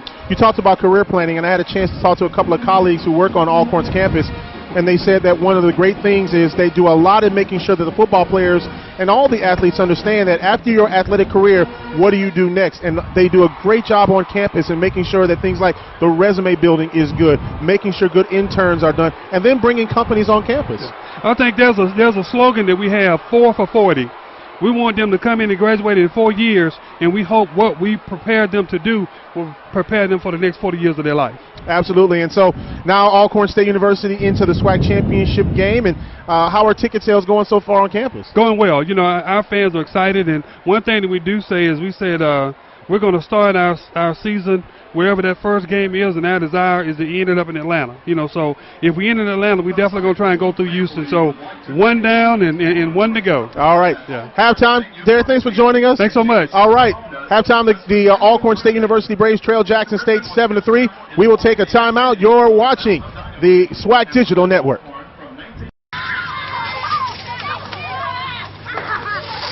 Beverly at NRG Stadium. Witness the final day of judgment where a legend will rise. For tickets and more information, go online to swacfootball.com.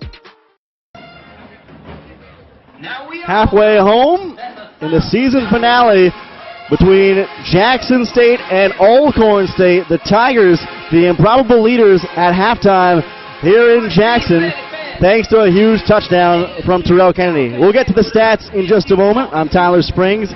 Santoria Black will be along in a second as well. But coming up, the big one for the SWAC Digital Network will be the press conference preceding final judgment. The press conference for the SWAC Football Championship happens on December 1st at NRG Stadium in Houston, Texas, preceding the big game. It'll feature Alcorn State and perhaps Grambling or Southern, depending on the outcome of this week's ball games. Use the hashtag FinalJudgment on Twitter if you want to promote the last SWAC Football Championship game, as that game will disappear after the 2017 season as voted on earlier this year by officials in the SWAC conference. Certainly sad to see the SWAC Championship game go, but it is the decision that gets made. One final champion crowned, and the press conference happens the day before, December the 1st, at NRG Stadium in Houston, Texas. Stats from the first half here in Jackson. Pretty surprising when you look at the comparison between an Alcorn State team that's been offensively strong all year and a Jackson State team that has not. Those roles flipped early on in this one. Jackson State outgaining Alcorn State 110-92 at the half. 12 carries, 86 yards for the Jackson State Tigers. Alcorn State, 19 carries, Santoria Black, for just 45 yards on the ground. You note DeLance Turner, 6 carries, just 7 yards gained rushing the football. That is not normal for this Alcorn State squad that ranks 5th in the country in that category. Yeah, and when you can keep the defense, or you keep the offense for Jackson State on the field, and you keep that offense off the field, that's what happens. So, you look at a couple of things here, and I thought really that Jackson State or Alcorn had a lot more penalties than they really do. 4 penalties for 25 yards. They had a couple that were called back. But I'm going to tell you something. If Alcorn wants to win this football game, they better figure out how to reduce the mistakes that they've made, because I think they've got more than 4 penalties in the first half. It did seem like there were more than 4, certainly, although at this moment ruled 4 against each side. Jackson State did not possess the football as long as Alcorn did. They only converted 3 third downs, but Terrell Kennedy had the biggest play of the half.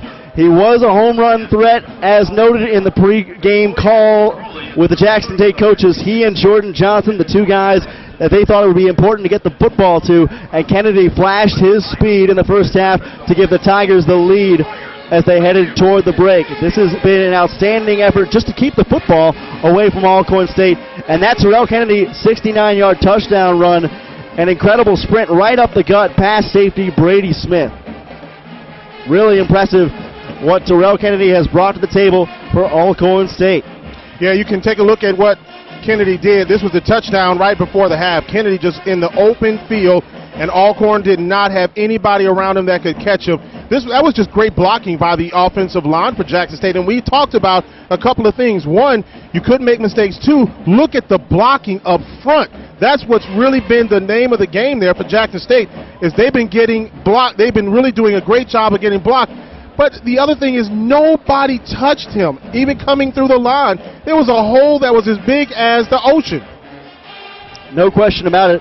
It seems like the most valuable player in this ball game thus far, Kennedy, but the most valuable coach, perhaps you could say offensive coordinator Derek McCall, who has found a way to keep the football in Jackson State's possession and extend some drives in a way that Jackson State has not been able to do very often this season. 3-0 the lead for the Tigers here on Senior Day. Back in one moment with a kickoff of the second half. This is SWAC football on the SWAC Digital Network. Get your tickets now at SWAC.org.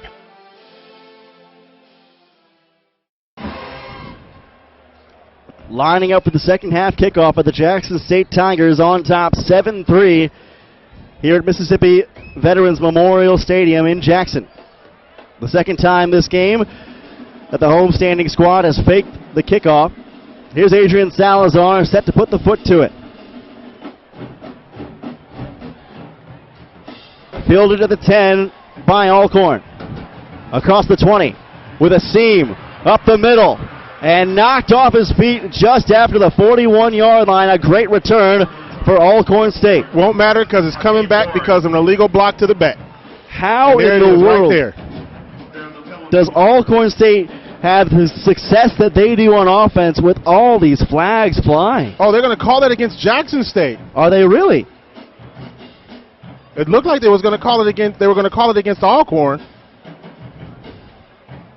Andre Lloyd now having a conversation with referee Ron Turner.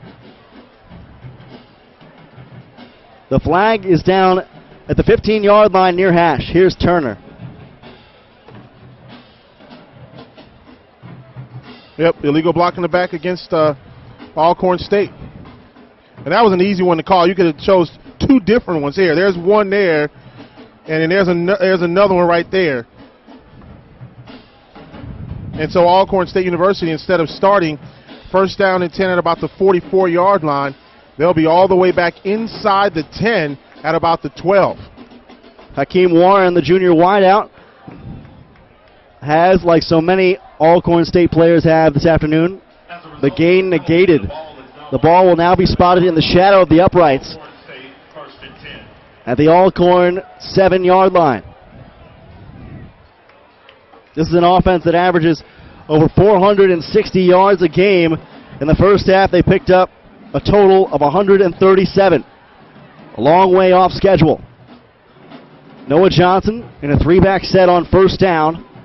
We'll try to get a little breathing room. Here's Turner busting it up the gut with nowhere to go. And you just see again where Jackson State University's defense is just filling all of those gaps, not allowing Turner to turn up the field. That's something that they've really played well. When we talked to their defensive coaches, that's something that they talked about is how much more aggressive they've been able to be in the last few weeks. Alcorn State, not a good mark in extending drives in the first half either, just 2 of 7 on third down. Heavy personnel to the left of the formation. The give to Turner, and he is going to be met at the 10-yard line. Not going anywhere all afternoon. Darius Woods has been a bother. Darius Woods with excellent pursuit towards the football. You see him coming from his middle linebacker spot. Look at that, coming right through the gap. No one touched him, and he was able to get right to the runner. And that's something else that I see that's happening is sometimes when they're coming down the line, no one's getting to those linebackers as far as some of those guys who are trying to block. Woods, the junior out of Jacksonville, Florida, one of a handful of players involved in this game on both sides from the First Coast of Florida. 3rd and 7. Alcorn must get to the 18. Turner, where's he going to go? Finds room. Johnson whipped on the block. He's going to be knocked off his feet at the 19. It's enough for the first down. Yeah, they had him in the backfield, but Turner had other ideas, and there you can see all of those lanes shut down. Look at Turner bounce back to the outside. That just makes him a great athlete. He's able to make that awareness, getting to the outside and picking up a first down. There was nothing there, and he made something out of it. Drew the defenders into him and then able to outrun them to the perimeter. First down throw is batted down. Again, the active hands shown by the defensive line of Jackson State making an impact with Leroy Roddy getting the bat. Leroy Roddy from Pride, Louisiana, went to Northeast High School. His high school still in the playoffs. I believe they made the quarterfinals. High school football playoff season for all across America. Orlando Veals the grab on the sideline. Veals has been quiet today after going for a career-high 3 touchdowns and 253 yards on 9 catches last week. 3rd and 4, Alcorn. Well, now Alcorn is in a 3rd and 4. A little bit more manageable here if you're the Braves. But here's something that you got to do. You have to be able to convert here. They've really had some issues converting here on 3rd down. 2 of 7 in the ballgame. One of the best teams converting on 3rd down in the country this season at 43%, best in the SWAC, top 25 in FCS. Johnson keeps it up the middle, and he will get enough. Yeah, that was a good job there by Johnson. He faked the handoff, and it opened up a little bit of a room because they were trying to follow DeLance Turner, and he pulls that ball out the last minute. Great block there by one of the linemen. And he was able to get enough yardage for the first down. It looked as though Johnson was reading Darius Woods there, able to option him out of the play as he chased DeLance Turner one step too far. First down, Braves.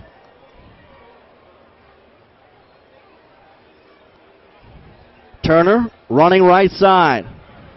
Turner bumped out of bounds, close to the first down marker, and you see the Alcorn offense starting to find a rhythm.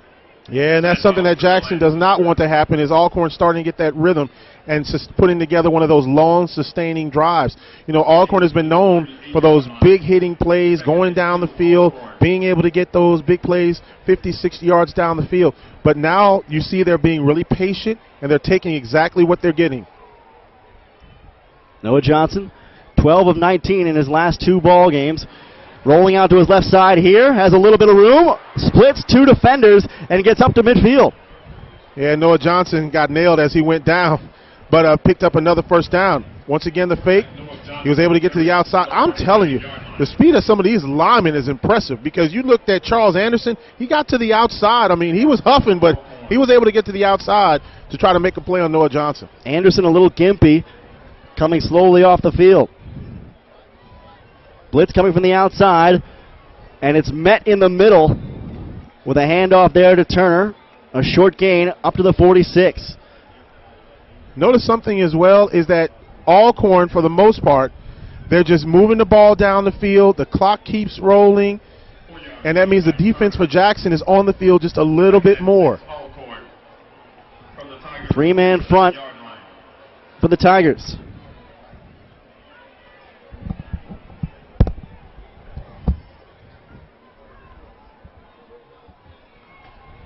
Left side, Turner, able to break out of a tackle and get his way down to the 39. This could be a first down pickup, if not for the penalty flag at the 45.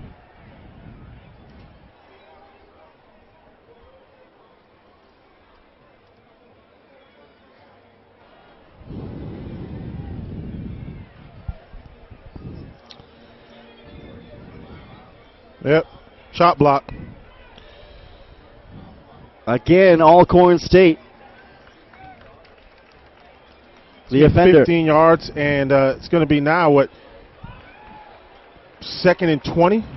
Well behind the sticks. We've said it time and again. Alcorn, the most penalized team at the FCS level, to the tune of 12 penalties per game on average. Will this break the Braves' rhythm? They go trips to the right side this time for Johnson, the sophomore quarterback, who is much better when not asked to pass very often. Sets up in the pocket, fires a rope right side.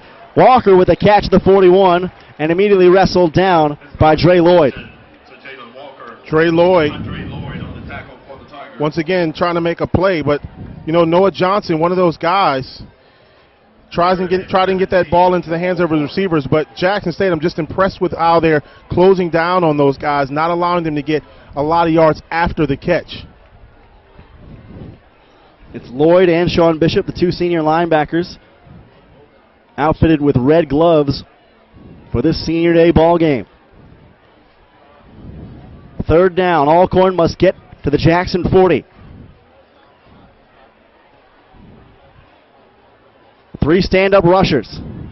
Johnson, plenty of time to think and decide. Moves to his right. He's got to run it now. And going to be pushed out at the 48, well shy.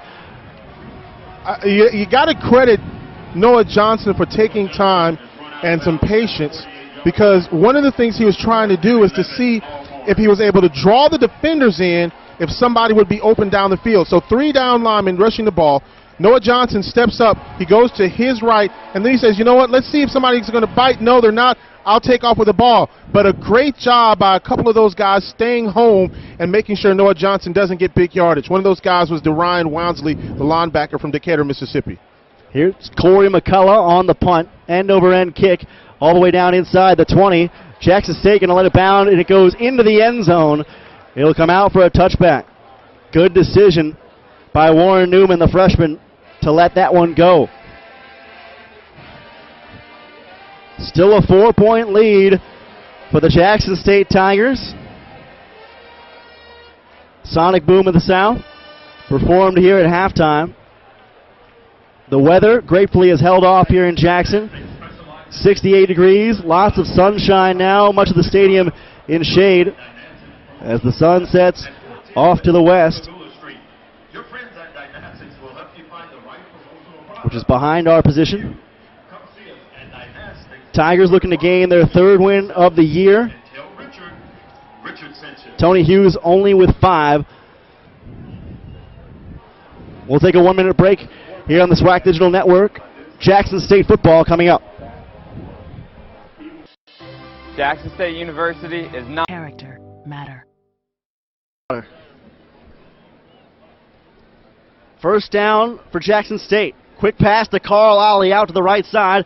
Ollie pushing his way up to the 29 and thrown roughly out of bounds. No flags fly down on the Jackson sideline. A good gain for Ollie and a good throw by Jordan Williams. Well, for the fans who wanted a flag, that is not a flag because he stayed up. And so he had the right as a defender to knock him out of bounds. So I know some of the fans wanted a flag there, but sorry, he stayed up and he stayed on his feet. LaShawn Ely and Javen Morrison both trying to reach in and snatch the football away there. And it's Morrison now down on the field at the 39-yard line, just to the near side of the near hash. Morrison, one of the more experienced defensive backs for this Alcorn State side, which is trailing by 4 here in the 3rd quarter. A team that averages, believe it or not, one of the highest totals in all the FCS at 33.7 points per game. They are not themselves, or at least have not been themselves, through the first 2 quarters and change. Yeah, there's a song called I'm Not Myself, and that's what Alcorn State is singing right now.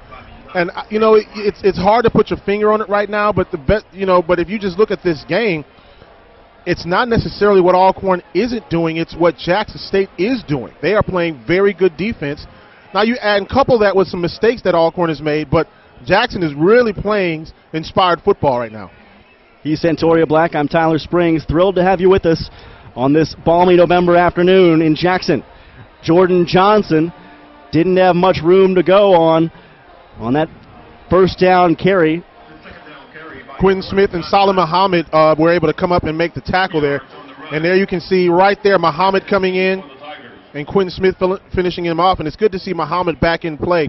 Talked to Dean Barnes, who is the color analyst for Alcorn State's radio network, and he says Muhammad is out about 4 weeks for this Alcorn State University defense. He's been a major portion of this defense for Coach McNair this year. 2nd down and 8 to go. Williams out of the pocket, able to fake his way up to the 35, gets out of an ankle tackle, and gets the first down as well. That speed kills right there, just going to the outside and just beating a man, getting it to the edge. And, you know, when in doubt, you don't see anything open, make something happen. Really mature decision by not forcing the ball down the field, but instead looking at what the defense gave him, getting out of bounds. And that's what you have to do sometimes. You can't worry about what you couldn't see down the field, but you have to pay attention to what the defense is giving you. And we've got an Alcorn State player down on the field. Williams in the first half, 5 carries, just 14 yards with a long of 8. The down player, Michael Brooks, senior defensive end from Jackson, Mississippi, former Brandon Bulldog, but is trotting off under his own power. Looks to be not too serious, we hope. You know, last night, of course, I had a chance to cover 2 high school football games, and there's a lot of good high school action over in the state of Louisiana, and of course, here in the state of Mississippi, you see players from Louisiana on both of these teams. They recruit the Louisiana area heavily from Ouachita, Richwood, down in the South Louisiana area, Northeast High School. And what you can really say about these 2 schools is they've been aggressive, especially Alcorn, been a lot more aggressive over the last several years in getting to several areas outside the Mississippi area in order to get some good players. First down for Jackson State. They split 2 to each side. Williams got to throw this one quickly and does.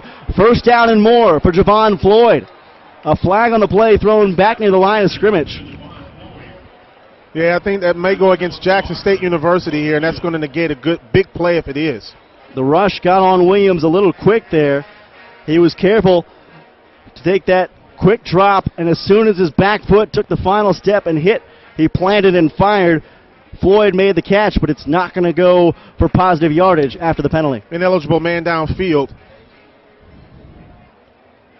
But that was a good catch there and was a first down. And those are the kinds of mistakes, though, if you're a Jackson State Tiger, you don't want to give Alcorn a reason to get any momentum. You have to make sure that you're set, that you are not one of those guys downfield so you can be called, and really coaches call it kind of one of those concentration penalties.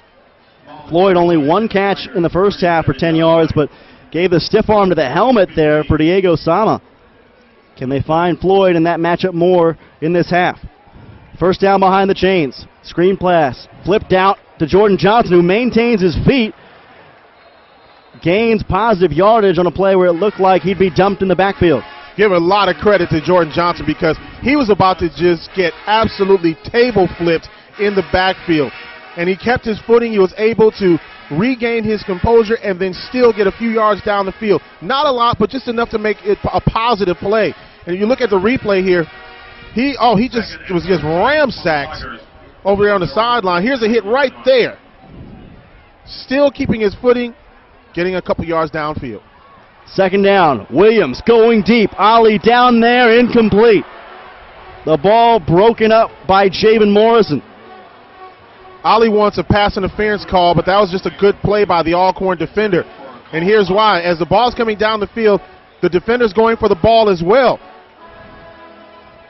So, no, it's not a pass interference call because actually he was more in line to catch the football than the receiver was. And so he had the football all the way. Not a pass interference. That's a good play there by the defender, and that's number 45, Javen Morrison. Agreed. You've got to lead the receiver away from the defensive back there if you can. Still a pretty darn good throw from the sophomore quarterback, Jordan Williams. Third down behind the sticks here. Jackson State will have to get to the 48 in Alcorn territory. And a timeout taken by Tony Hughes. We'll take one, too. You're watching SWAC football on the SWAC Digital Network.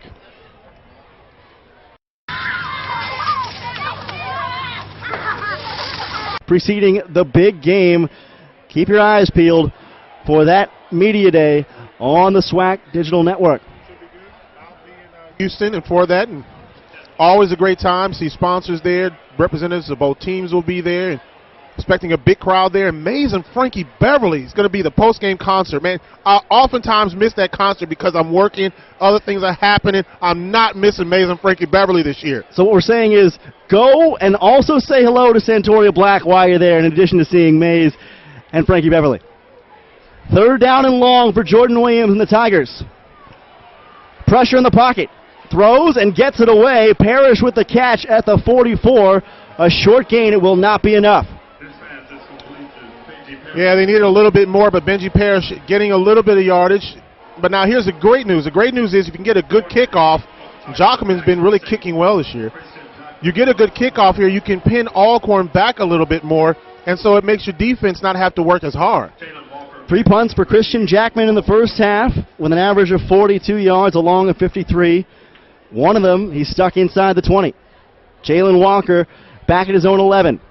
Jackman almost got a man blocked into him there. Walker will let this go to the end zone. Oh, look at that. Fielded at the 6-yard line. There is a flag in the backfield on the play. Either it's going to be running or roughing the kicker. Which would be the second time this game, right? That's going to be running into the kicker. That's a 5-yard penalty. Now they're going to decline that. The foul is declined since it was such a good kick from Christian Jackman. Just sandwiched it in there, down inside the 10. And a long field now for Alcorn State to work with. Now, this is the thing here, if you're Jackson State University. You want to keep the pressure on Jackson, or on Alcorn now. Jackson's got to keep the pressure on them. How do you do that? They've been really good defending the run, making sure that they're not extending the field, making sure they're not turning up the field. Now, here's the key. You cannot give up a big play down the field with the receivers, giving up 12, 13 yards at a pop. That's enough room for Alcorn to start working. Here, the play calling may be a little bit more conservative because they don't want a mistake to happen. Alcorn spreads things out on first down. Jamal Hawkins, the deep safety for Jackson State, playing back at his own 24. Handoff. Up the middle. Make it A carry by Johnson, keeping the football up to the 11. A gain of 6. Little bit of breathing room if you're Alcorn State there. Gain of about 5 or 6. That's what I'm talking about, is that you want to continue to pin them back and don't allow them to get up the field. The more they get up the field, the more that playbook expands a little bit more. Delance Turner, the conference leader in all-purpose yards, the back in the backfield, has been quiet this afternoon. 4-man rush. Outside, Johnson breaks away to the 25, a first down gain for the quarterback. Yeah, they bit in the fake on the inside when Delance Turner was coming up the field. Noah Johnson just took it around the end. There was nobody there, and he was able to get some big yardage here for the Alcorn State Braves. And here's what I mean. Everybody was coming towards the middle. You see Jackson showing blitz right there. Here comes Delance Turner. Everybody goes to the middle. Nobody's paying attention to Noah Johnson, and he's able to get a first down. They had me too on the fake. First down now for the Braves, trailing 7-3 in the third quarter. Johnson out wide, wide receiver screen. Walker breaks a tackle and has some room. Walker up toward midfield, and a first down again for the Braves. Yeah, just great job by Walker getting to the outside, but it's all set up by some good blocking up front. Look at that blocking here. Noah Johnson just getting it over the outstretched hands of the defender, a little bit of a screen to the outside, and then it's all Walker getting in between the defenders and making something happen. Tavares Johnson and Contez Everett throwing their weight around on the perimeter to spring Jalen Walker. Turner, no. Johnson keeps it and sniffed out that time by Bishop. Yeah, Bishop, of course, big-time player here for Jackson State University, the senior from Jackson, Mississippi, Callaway High School. And Bishop just able to get right in the hands. He was kind of that spy guy that said, you know what, I'm going to pay attention to what Noah Johnson is doing, and he was able to do that. 10 tackles last week and a tackle for loss as well on the win over Alabama A&U, one in which Jackson State battled and came back from a 7-point deficit in the fourth quarter. They lead this one here by 4. Johnson looking long and finds a man. Caught and out of bounds, just barely up the sideline, was Tavares Johnson Jr. And another flag. It's going against Alcorn. Now I'm starting to get paranoid. I'm actually looking around for this after every play. Second chop block. And here's the chop block right there. There's a chop block.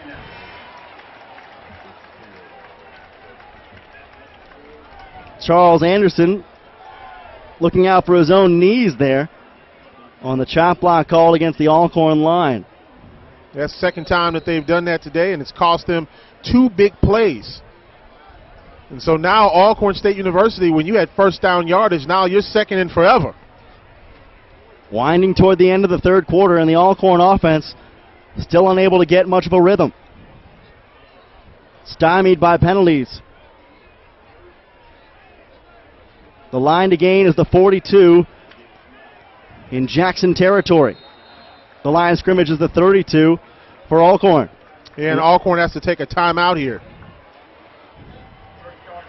I don't imagine there are a lot of design plays for 2nd and 26. No, there's not a lot of design plays for 2nd and forever, except you just have to try to make the best out of the play that you call there. Final judgment happens the day before the SWAC football championship game, which is on December the 2nd. The SWAC championship game. Also coming up on the SWAC Digital Network, it is about to be hoop season. Basketball getting underway, and it will be shown on the SWAC Digital Network in January. A Grambling State-Texas Southern doubleheader from Grambling, and an Alabama State Prairie View A&M square-off in Montgomery, Alabama.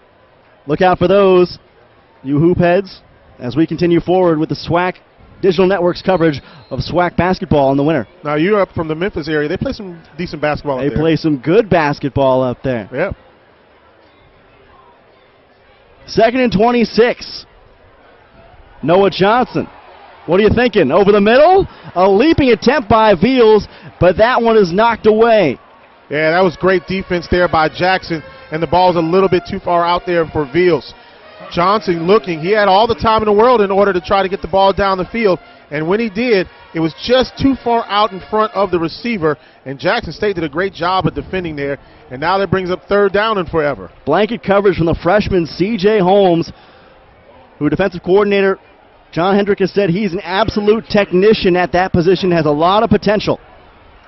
He's matched up mano-a-mano again, far sideline with Norlando Veals, giving him a 10-yard cushion. 3rd and long. Johnson away from pressure. Room to run. Johnson to midfield, but no further. Credit Tyler Rogers, the defensive back from Starkville, on the tackle. And I tell you, right before that play started, you heard Andre Lloyd telling one of his defenders to move over to make sure that didn't happen, as far as making sure he couldn't come back to the inside and take advantage of some big yardage. And, you know, look, he got 16 yards on that play, or right around there, but still it's 4th and 9. And now McCullough comes on to kick. 1:25 left to go in this 3rd quarter. 7-3 in what has been a tightly contested defensive battle by this Jackson State team. Tip your hat to the Jackson State defense. They have done what they have needed to do against a very, very difficult offensive unit for Alcorn. The punt from McCullough all the way down to the 16, which is where Jackson State will take over. Tigers on top by 4 against the visiting Braves here in the Capital City Classic. We are back at Jackson, Mississippi. Check that. We'll keep it here. James Crenshaw, our executive producer, alongside Santoria Black. I'm Tyler Springs. This is quite the afternoon for football. The field completely in shade. Some parts of the far grandstand still in the sunshine, 68 degrees for November. That is pristine. 2 wide receiver formation for Jackson State.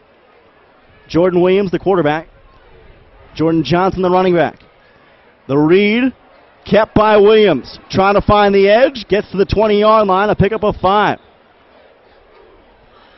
I just got a text from someone who was watching the game on the SWAC Digital Network. First of all, thanks for watching. And they said, we can't participate outside with that type of apparel that you guys can because it's too cold here in the north. But we are participating by setting the thermostat to your temperature there and wearing the shorts inside the house. I sense that may be a more expensive move, but we'll let you do it. Hey. It's not up to us. Get comfortable. Take in some football. A lot still left. 2nd and 5. Williams going to be closed in on quickly. Yeah, you you have that mental clock in your head as it kind of counts down, and you got to make sure you try to get rid of that football, get to the outside. That time the pocket collapsed, and Alcorn did a great job getting to the quarterback. And here you can just, that mental clock just going off in your head, and he had no time to get that ball off.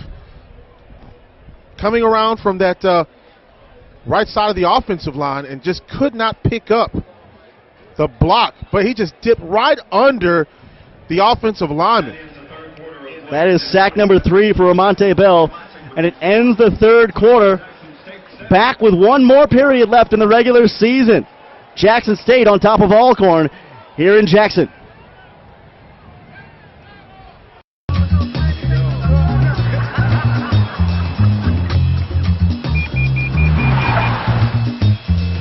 Places. 1 quarter of action left to play here in regulation. The score, Jackson State 7, Alcorn State 3. The Tigers, in their final contest of 2017, holding the high-powered offense from Lorman, Mississippi, to just a field goal so far this afternoon. Here comes Jordan Williams, Jackson's quarterback. Terrell Kennedy, who scored the only touchdown of the game on a 69-yard run, a dead sprint right up the middle in the first half, stands beside him. 3rd down and 9, high snap. Williams, nowhere to go.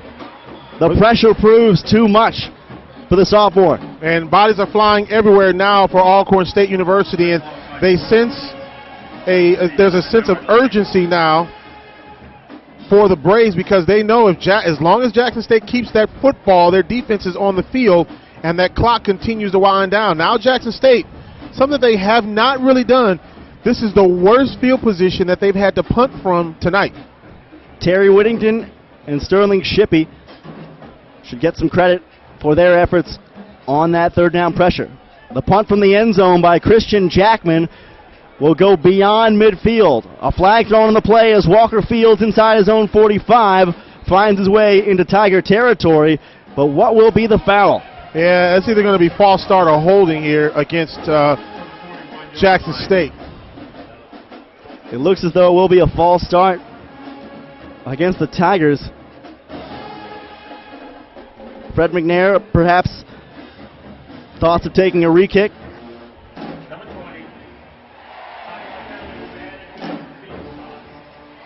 Yeah, it's going to be 5 yards added to that spot. And so now Alcorn State University, who's down 7-3 here with 14-17 remaining here in the ball game, they're going to have the ball first down and 10 in prime real estate at about the 40, or make that the 30. Whenever they make their minds up where they're going to put the ball here. 37, I believe. 37-yard line. That's some prime real estate right there for Alcorn State to start this drive. Best starting field position for the Braves tonight. A short field to defend, and only a 4-point lead for Jackson State. Noah Johnson checking with P.J. Simmons in the backfield.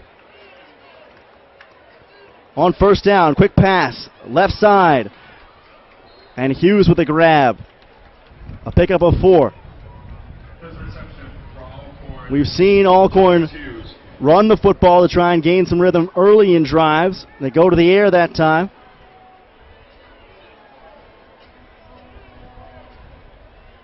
Corey McCullough, their field goal kicker, among the best in the league, could be called upon if this drive gets stifled. Jackson State still has much work to do. Handoff as Johnson gives it away.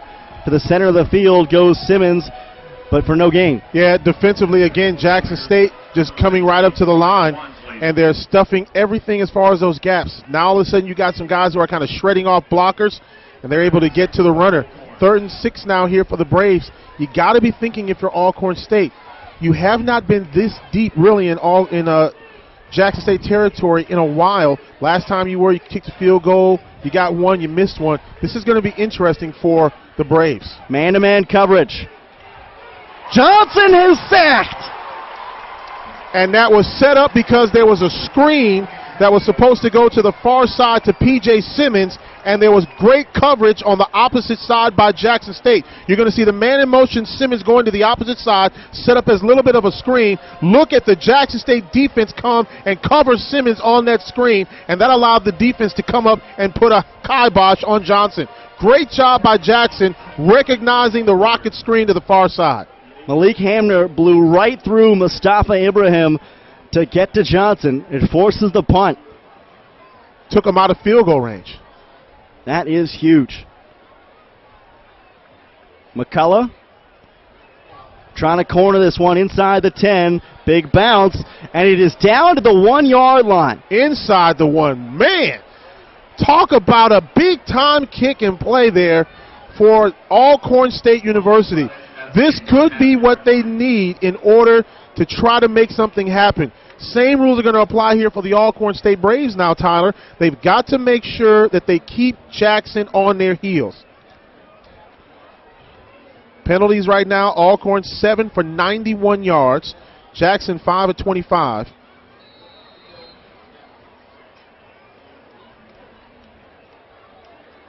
Jordan Williams and company, backs against the wall.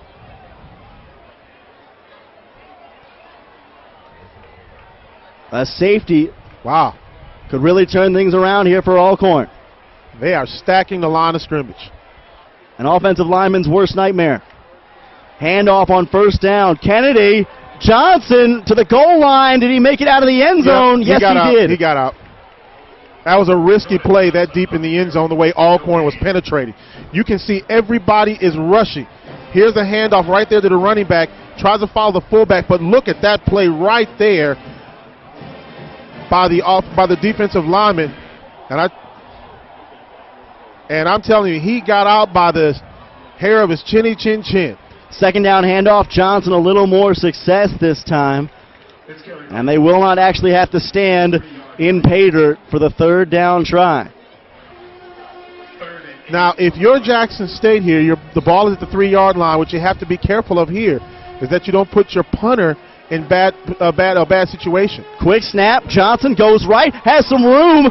Will he break away? It's a first down for the sophomore. They got Alcorn State University sleeping on that play, and they were able to get the first down. That's great blocking by the offensive line. Alcorn trying to adjust, and instead of them getting to where they need to, look at all those blocks there by those blue shirts, and it's a first down. Great run by Jordan Williams. They go quickly again. Williams, the keeper this time, and gets another first down for Jackson. The sleight of hand and the focus on Jordan Johnson opens things up for the quarterback keeper. Jordan Johnson, I shouldn't say Williams that time, fakes it to Johnson and keeps it himself. That's just heads-up football, and Alcorn bit on the fake on the opposite side.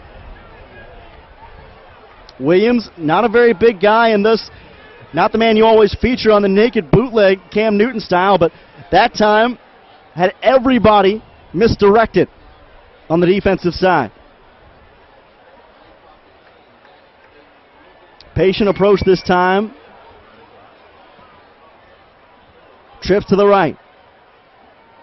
Quick throw for Williams. Down the left sideline, out of play. Had the right idea, but the ball was just too far out in front of the receiver on that play. Now they're running down clock here. They're really eating up a lot of time here. Right idea, but the ball was just a little bit too high and out of the reach of the intended receiver. And good defense there by Alcorn State as well. Javon Floyd, even if he had pulled it in, would have been out of bounds. He's matched up with Diego Sama on the near side once again on second down.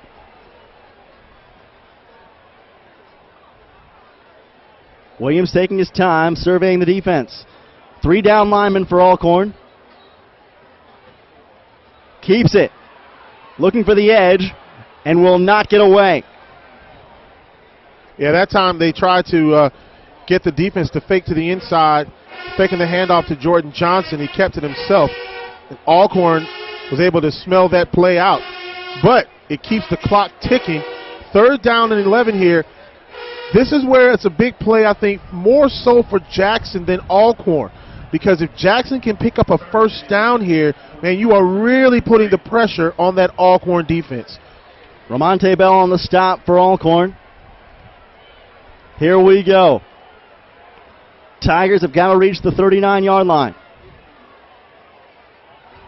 Blitz coming. Weak throw, right side. Ollie looking perhaps for a penalty flag, will not get it on that play. Yeah, they're going to call that incidental contact. But good play there by the defense. Tried to get it to the receiver and still would have been short.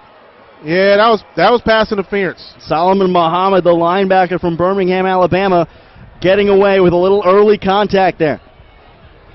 Yeah, he kind of patted him on the back a little bit. Just the old friendly hug, yeah. Right? Jackaman, the boot. Walker slips by one man. That's often how a good return starts. This time, he'll be spun down inside his own 40. There's going to be an illegal block to the back, charged to Alcorn State University. Flag thrown. Watch the bottom of your screen. That's where it's going to end up happening, is at the bottom of the screen. There it is right there. Gunner took a tumble. Yeah.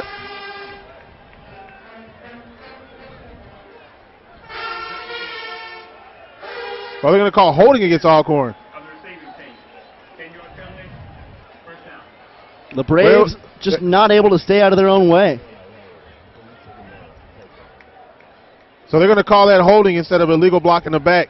I think he gets 2 points for the takedown in the NC2A wrestling. LaCharles Pringle, the culprit there. Pringle also the man who downed the previous punt from Corey McCullough inside the 1, but that time a little too aggressive. First down and 10 now for Alcorn at the 30, and time is starting to be a little bit of a concern if you are the Braves. Jackson State drops its safeties deep, a full 15 yards off the football.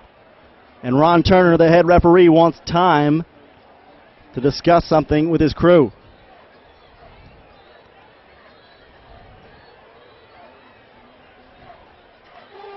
Alcorn State, 7-3 on the year, headed for the SWAC title game, having won their 4th East Division title in a row. Will match up with either Grambling or Southern in the final SWAC Conference Championship game. That'll be held in Houston, Texas at NRG Stadium on December the 2nd. 2 weeks from today.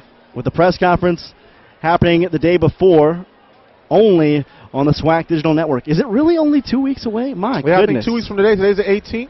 Yeah. Next week, Bayou Classic. Following week is the SWAC Championship game. Time flies during football season. There is further review necessitated by that previous play. What for? Can't quite tell you at this very moment, but we will inform you once Ron Turner has had a look at it. We'll take a break here on the SWAC Digital Network. You're watching Alcorn State and Jackson State from Jackson. One more showdown to rule them all. Be there as the crowd roars in excitement. 10 teams. Toyota, let's go places. First down and 10 from the 19-yard line for Alcorn State quarterback Noah Johnson. His side down by 4. The best offense in the SWAC held at bay through 3 quarters. DeLance Turner on the give and a first down carry up to the 25. Now this is the situation where Jackson has to make sure that they keep Alcorn on their heels and not keep getting first downs. You got to keep them in 2nd and long, 3rd and long situation. You're in 2nd and 4 now for Alcorn State. Jackson's got to keep putting the pressure on them defensively. Johnson firing deep, and the catch made. Charles Hughes reels it in at the 47. Big time catch by Charles Hughes. There's no doubt about this one. Hughes does a great job, 3rd leading receiver on the team. Noah Johnson doing a great job of getting this ball only where Hughes can get it. 2 feet down, gets out of bounds. And Alcorn is on the move. And trying to work quickly here. DeLance Turner in the backfield for Alcorn. He'll get the carry and met roughly at the defensive line. No gain. And that time it's going to be 52. Darius Woods once again on the tackle. Those are the kinds of plays that you need if you are Jackson State University, because it keeps that clock going and it also keeps Alcorn from moving the ball down the field. Woods has been the pest du jour for this Alcorn State offense, seemingly in the backfield on every series.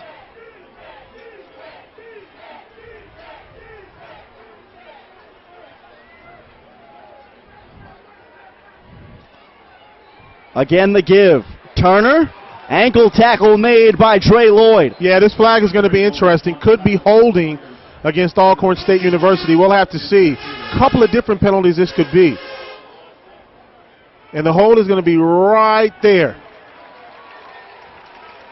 Leroy Roddy giving some problems to the offensive line for Alcorn. Let me tell you something. Big Roddy is a big man. 6'1". Drum roll, please. Is he 335? That boy's a biscuit from 350.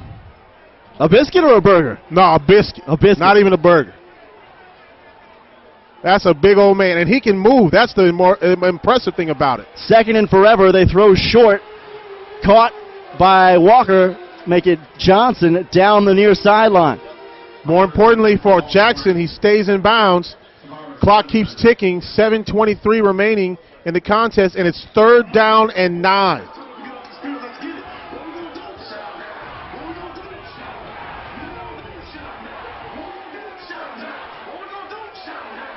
Jackson State crowd getting riled up for this 3rd down and 9 to go.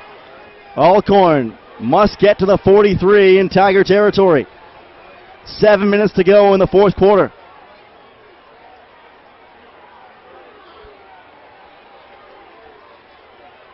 Three-man rush, make it 4. Throw left side, incomplete. Yeah, that was a good coverage there by Jackson State University. 28, Ryan Thayard did a great job of covering his man. Thayard right there celebrating a big play. As well they should. That is huge if you're Jackson State. I want you to see what Thayard does top of your screen. Thayard just does such a great job of just being right there with the defender, with the receiver, making it hard, going for the football, and that brings up fourth down. He did bump the receiver, but that ball also kind of airmailed its target. McCulloch boots it away off the side of his foot. This will not get to the 20. And McCulloch hangs his head. Not the kick that they wanted. You see one of the photographers looking at the football saying, I'm not going anywhere near that. Neither would I. Not the way these two teams have locked horns through the first 3 quarters and change. I'm telling you, I did a game in Dallas, and there was a return from Prairie View A&M, and they were coming up the field, and we were telling one of the photogs to get out of the way, and they were too busy trying to get the shot and ended up being the shot. All I know is there was a lens that went one way and a body that went the other. That's more dangerous work than people give it credit for. I'm trying to tell you. You got a big old buffet buster. You got somebody that's a huge individual that's used to pressing a car coming at you full speed, and you're standing still, and the last time that you lifted anything was a cheeseburger, you're in trouble. I think I'll stick to wildlife photography. Yes. I don't know, you can get a pretty ticked off hummingbird to come after you. Santoria Black with all the ferocious wildlife knowledge here on the SWAC Digital Network. I'm Tyler Springs. James Crenshaw down in the truck, giving us all the angles and the directions. And so far, Jordan Williams has been an incredible field marshal this afternoon for Jackson State. Just a sophomore, but leading this offense and just doing enough. Not trying to play outside of his skill set or his skill level. You said it. You're doing enough, and that's all you need at this point is to do enough. Lean on your defense. You know, Coach Hughes said in our conference this week that they knew that defense was going to be the strength of this ball club, and these last several weeks, that's what's been carrying Jackson State. First down from their own 32. Williams reads, gives to Kennedy. A gain of maybe 1. Yeah, not a lot there on first down. Kennedy came back to the inside where there were defenders that were waiting for him. Thought about going outside and then came back to the inside. He saw one of the defenders there, and he had somebody waiting for him. They spent a long time at the mesh point on that play. You can only take so long without risking a fumble, but the ball security has been good on both sides this afternoon. Alcorn State, the best offense in the league and a top 25 offense in the country, held to just 3 points. Williams on second and long. Moves to his left. Pressure coming. Oh, boy. I don't know if that one got poked out of his hands toward the sideline or he actually got it away. Yeah, that was blocked. That was a little bit dangerous. He comes to the... Yeah, he got poked out of his hands. His arm was moving forward, though. A bit of a break for Williams. Arm coming forward, right. Oh. Trey Farrell knocked it out of Williams' hands and off his teammate's helmet out of bounds. Third and long for the Tigers. Williams flings it away, gets it to the 35-yard line, so the clock will continue, but there's not enough space for Parrish to pick up the first down. Now, and you don't want to risk it here trying to go for it here on fourth down and giving Alcorn a gift wrap. Good field position. It's a pretty cavalier throw that Williams just made there into tight coverage, but put it in a place where Parrish was the only one able to catch it. They got some good guys coming in to add to this defense for Jackson State University. They've got a defensive back. I think his name is Lakevius Daniel. He's from Louisville. Got another guy that's going to be coming in. He committed back in July, as a matter of fact. Whoa, what a hit. Walker is sandwiched at the 26 by who else? Sean Bishop with a little hand from his pal Dre Holmes. Sean Bishop took him to the baptizing pool on that play. Here comes the kick, and look, once again, trying to find something open, and there's Bishop right there. Boom! Those are hits that you just feel in the morning. Not the man you want to meet in tight quarters. Your turn, Braves. Held without a touchdown through 3 quarters and change here in the Mississippi Capitol. Whew. The Bishop is in the blessing business. The catch made, right side.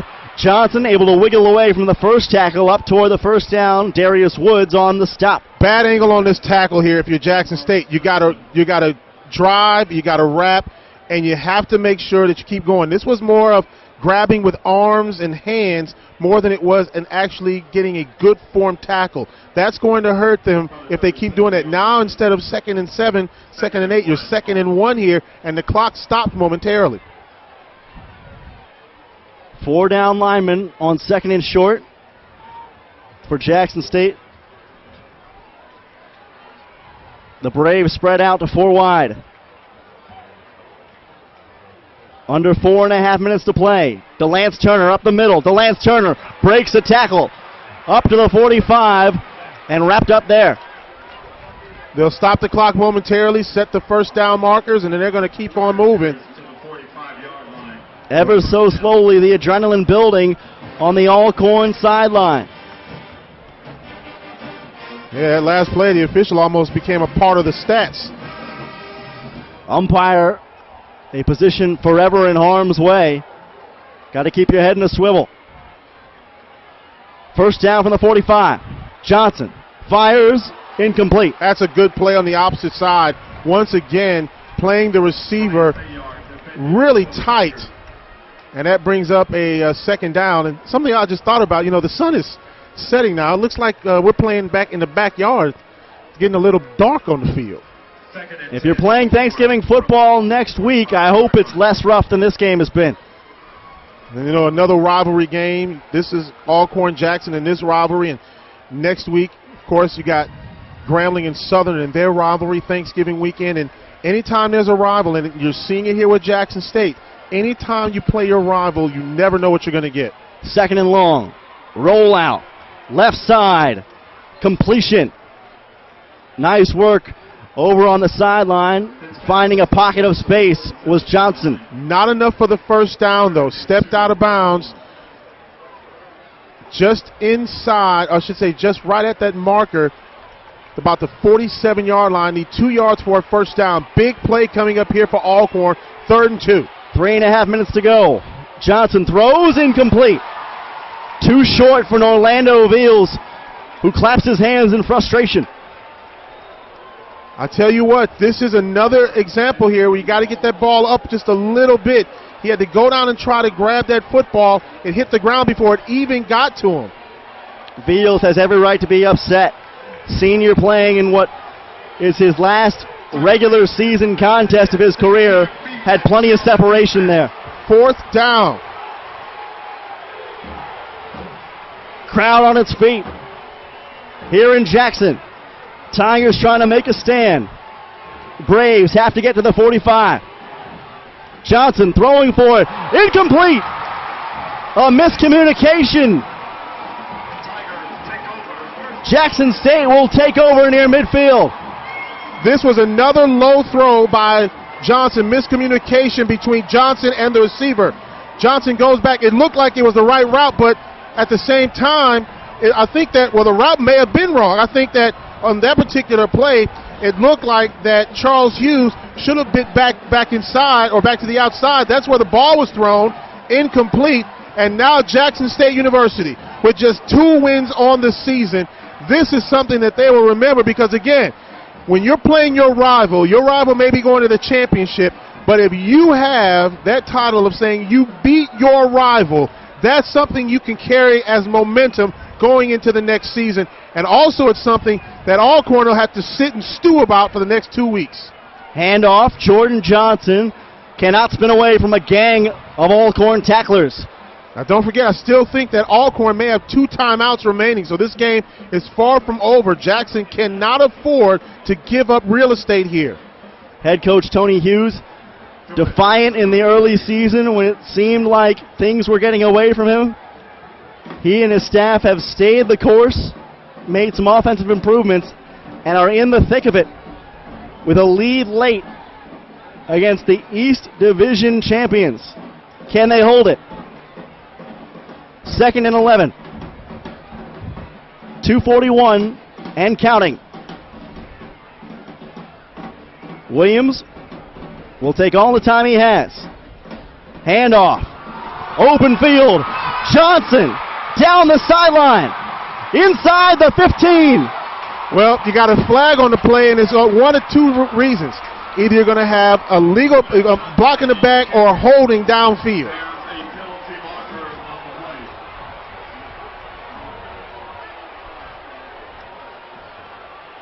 That's going against Jackson.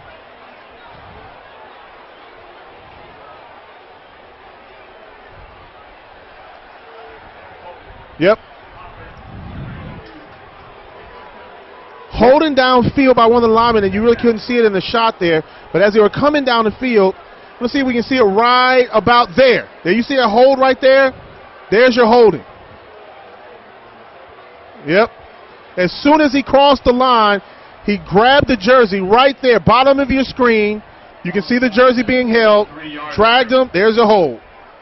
Joseph Milburn, the offending party, negates the biggest gain of the day for Jordan Johnson and a 39-yard run.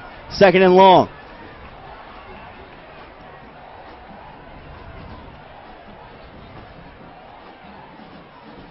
Johnson the carry again, up the middle to the 45. It'll be 3rd down and 12 upcoming, and Alcorn State wants time. Yeah, they want time, and you got an injured Jackson State player. That's going to be number 17, Jordan Johnson. Oh, boy.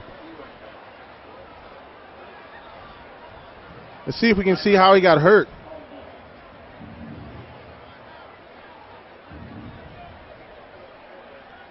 Crosses the line there. Looks like it could have been maybe a foot or something as he was being tackled. Can't see definitively. Ankle got caught there perhaps in the arms of the Alcorn defender. Here's where it gets caught there, right there. Yeah. Yep. That's it. Terry Whittington and coming in on the stop. Off. That is a foot wrenched in a direction not desired.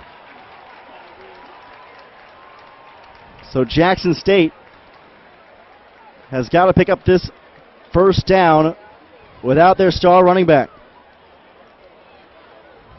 And now it's 3rd down and 12 here. They had to put about 4 more seconds left on the clock. 2 minutes left in this ball game. If you're Jackson State University, this is a huge play. You have got to pick up a 1st down. You do that, the game is pretty much over with. If you don't, you give Noah Johnson, who has been absolutely incredible at times this season, an opportunity to create magic down the field. Johnson being worked on vigorously by the Jackson State training staff. Face down on the table on the sideline. Has stated he wants to break all of Walter Payton's rushing records. Has not been on a pace to do that this year, but at least late in the season has done enough to keep his team in ball games. Hard to watch going down in a critical situation. A few games upcoming on the SWAC Digital Network, including hoops action between Grambling State and Texas Southern, and an Alabama State Prairie View A&M men's and women's doubleheader, both of those happening in January, only on the SWAC Digital Network. 3rd down and 12. The Tigers have got to get to the 43-yard line in Alcorn territory. Do or die. 2 minutes to go in the game. Handoff Kennedy, trying the left side, and goes out of bounds at the 45. I'll say this. I'm not exactly sure what they wanted to do with that play, but not only did they not get the yards they needed, but they went out of bounds and only took 5 seconds off the clock. So now you give Alcorn State, who at times has been able to move the ball down the field, you're going to give them 1:55 now in order to try to get in the end zone. They have to score a touchdown, which has been difficult for them today, in order to win this ball game. Not quite sure what they wanted to accomplish with that particular play, but it didn't take much time off the clock. Kennedy, the only touchdown scored in this ball game. A bit of a bonehead mistake there. Jackman trying to do a rugby-style punt, running to the left side to burn some clock, and kicks it, but not well. The official on the near side will run all the way up to the 39, which is where the field judge will spot it. Now, if Alcorn scores and wins this game, you can point to two things. That last drive by Jackson and then a very poor punt, because you were in position to really pin Alcorn back deep in their own territory. Now you give them 61 yards. As good as Jackson State has played this whole game, it's always been a one-score game, and one mistake here or there could cost them dearly. Well, let's look at what they've done this year. If you look at the game that they had earlier this season against Arkansas Pine Bluff, that was a one-score loss in overtime, 34-27. If you look at the game against Tennessee State, that was a 2-point loss, 17-15. Can the Tigers stand up to the Braves' locomotive offense? First down, Johnson rolling right side, makes his way out of bounds on the Jackson State sideline. Small pickup on first down, the clock stops. Yeah, you're stopping the clock here. That's not in Jackson's favor. You got to keep Noah Johnson inbounds, and accidentally creamed one of his own players on the sideline. Man, a good tackle on the water cooler. Tigers showing pressure. Second down and 5. They only rush 3. Johnson steps up. Johnson going to throw. In and out of the hands of Walker. It's loose in the field. That's a fumble. This could be a fumble. That is a fumble. That's a catch and a fumble. That is a catch and a fumble. And here's why. When Noah Johnson throws his football, here's the catch, and that's the number 84, Jalen Walker. He has possession. That is a fumble on the play, no question about it. Walker could not secure it, and it's here's a catch. Dre Lloyd reaching around the back that's and a poking fumble. It out. They're going to review this, but he had possession of the ball.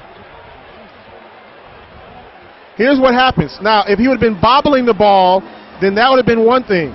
But he has the ball. You see as he turns, when he turns, that's possession. And now that ball is poked out here, that's it. Now, the only thing that they could say about this is as he was turning, if the ball was coming out and still being bobbled. That is the so-called football move that is often looked for in these possession situations. That's a fumble. But I think Lloyd is going to get the benefit of the doubt there. That is a fumble, Jackson State ball, and they will upset Alcorn State University in what has been a slugfest, 7-3. Now wait 1 second. With 2 timeouts, is there still a chance for Alcorn to get the football back for one last heave? I thought they only had 1 timeout left. You may be right. I know they used a timeout during that last possession, but we'll have to see. I thought they already used 1 timeout earlier in the half, and that would be 2.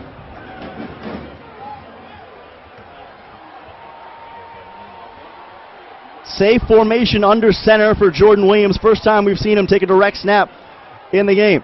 They hand off.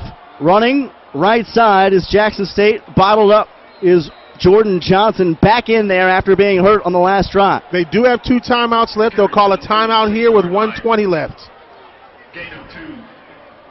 So now Jackson State will still need to pick up a first down. We'll take a quick break here on the SWAC Digital Network. Back for the conclusion of the Tigers and the Braves after this. All new crossover. Toyota CHR. Toyota, let's go places. Second down and 9 upcoming for Jackson State. They hold the slimmest of leads, 7-3, with 1:21 seconds to go in the fourth quarter. 1:21 left on the game clock. There's only one more timeout. Nope, that's right. Alcorn is out of timeouts. According to the scoreboard, I thought they used the timeout already, and so now Jackson will not have to run another play. That was second. Was that second down? That was second down. This will be 3rd and 10 from their own 35, but you are right. Alcorn can no longer stop the clock. I don't think they have to run. I don't think they have to run another play. They can kneel. They will run one more play. There's about a 35-second difference between the play clock and the game clock. So they can. All they have to do is take a knee here. And Jackson State University on senior day for all of these guys, they're going to shock Alcorn State University. I don't know if that's good or bad for Southern and Grambling, though. I don't know either, but I wouldn't want to be making Alcorn State mad the week before my team played them. Well, it is done. The little engine that could. Jackson State knocks off the locomotive offense of Alcorn State in a 7-3 nail-biter. The difference, a 69-yard sprint to pay dirt for Terrell Kennedy in the first half. I'll tell you what, they will be partying in Jackson tonight. Not because they won the SWAC, not because they won the East, but as every team that has a rival, they knocked off their rival who was #1 in their division. Everybody go to the burger joint to get one tonight. An unbelievable way for Tony Hughes to send out his senior class here in 2017. The Tigers pick up just their 3rd win of the season. They drop Alcorn State down to 7-4. For Santoria Black and James Crenshaw, I'm Tyler Springs. I just want to say I appreciate the two of you and everyone who's tuned in to the SWAC Digital Network for this regular season finale in the Capital City Classic. Final score, 7-3. Jackson State takes it over Alcorn State in the upset. Good night. Enjoy your Saturday.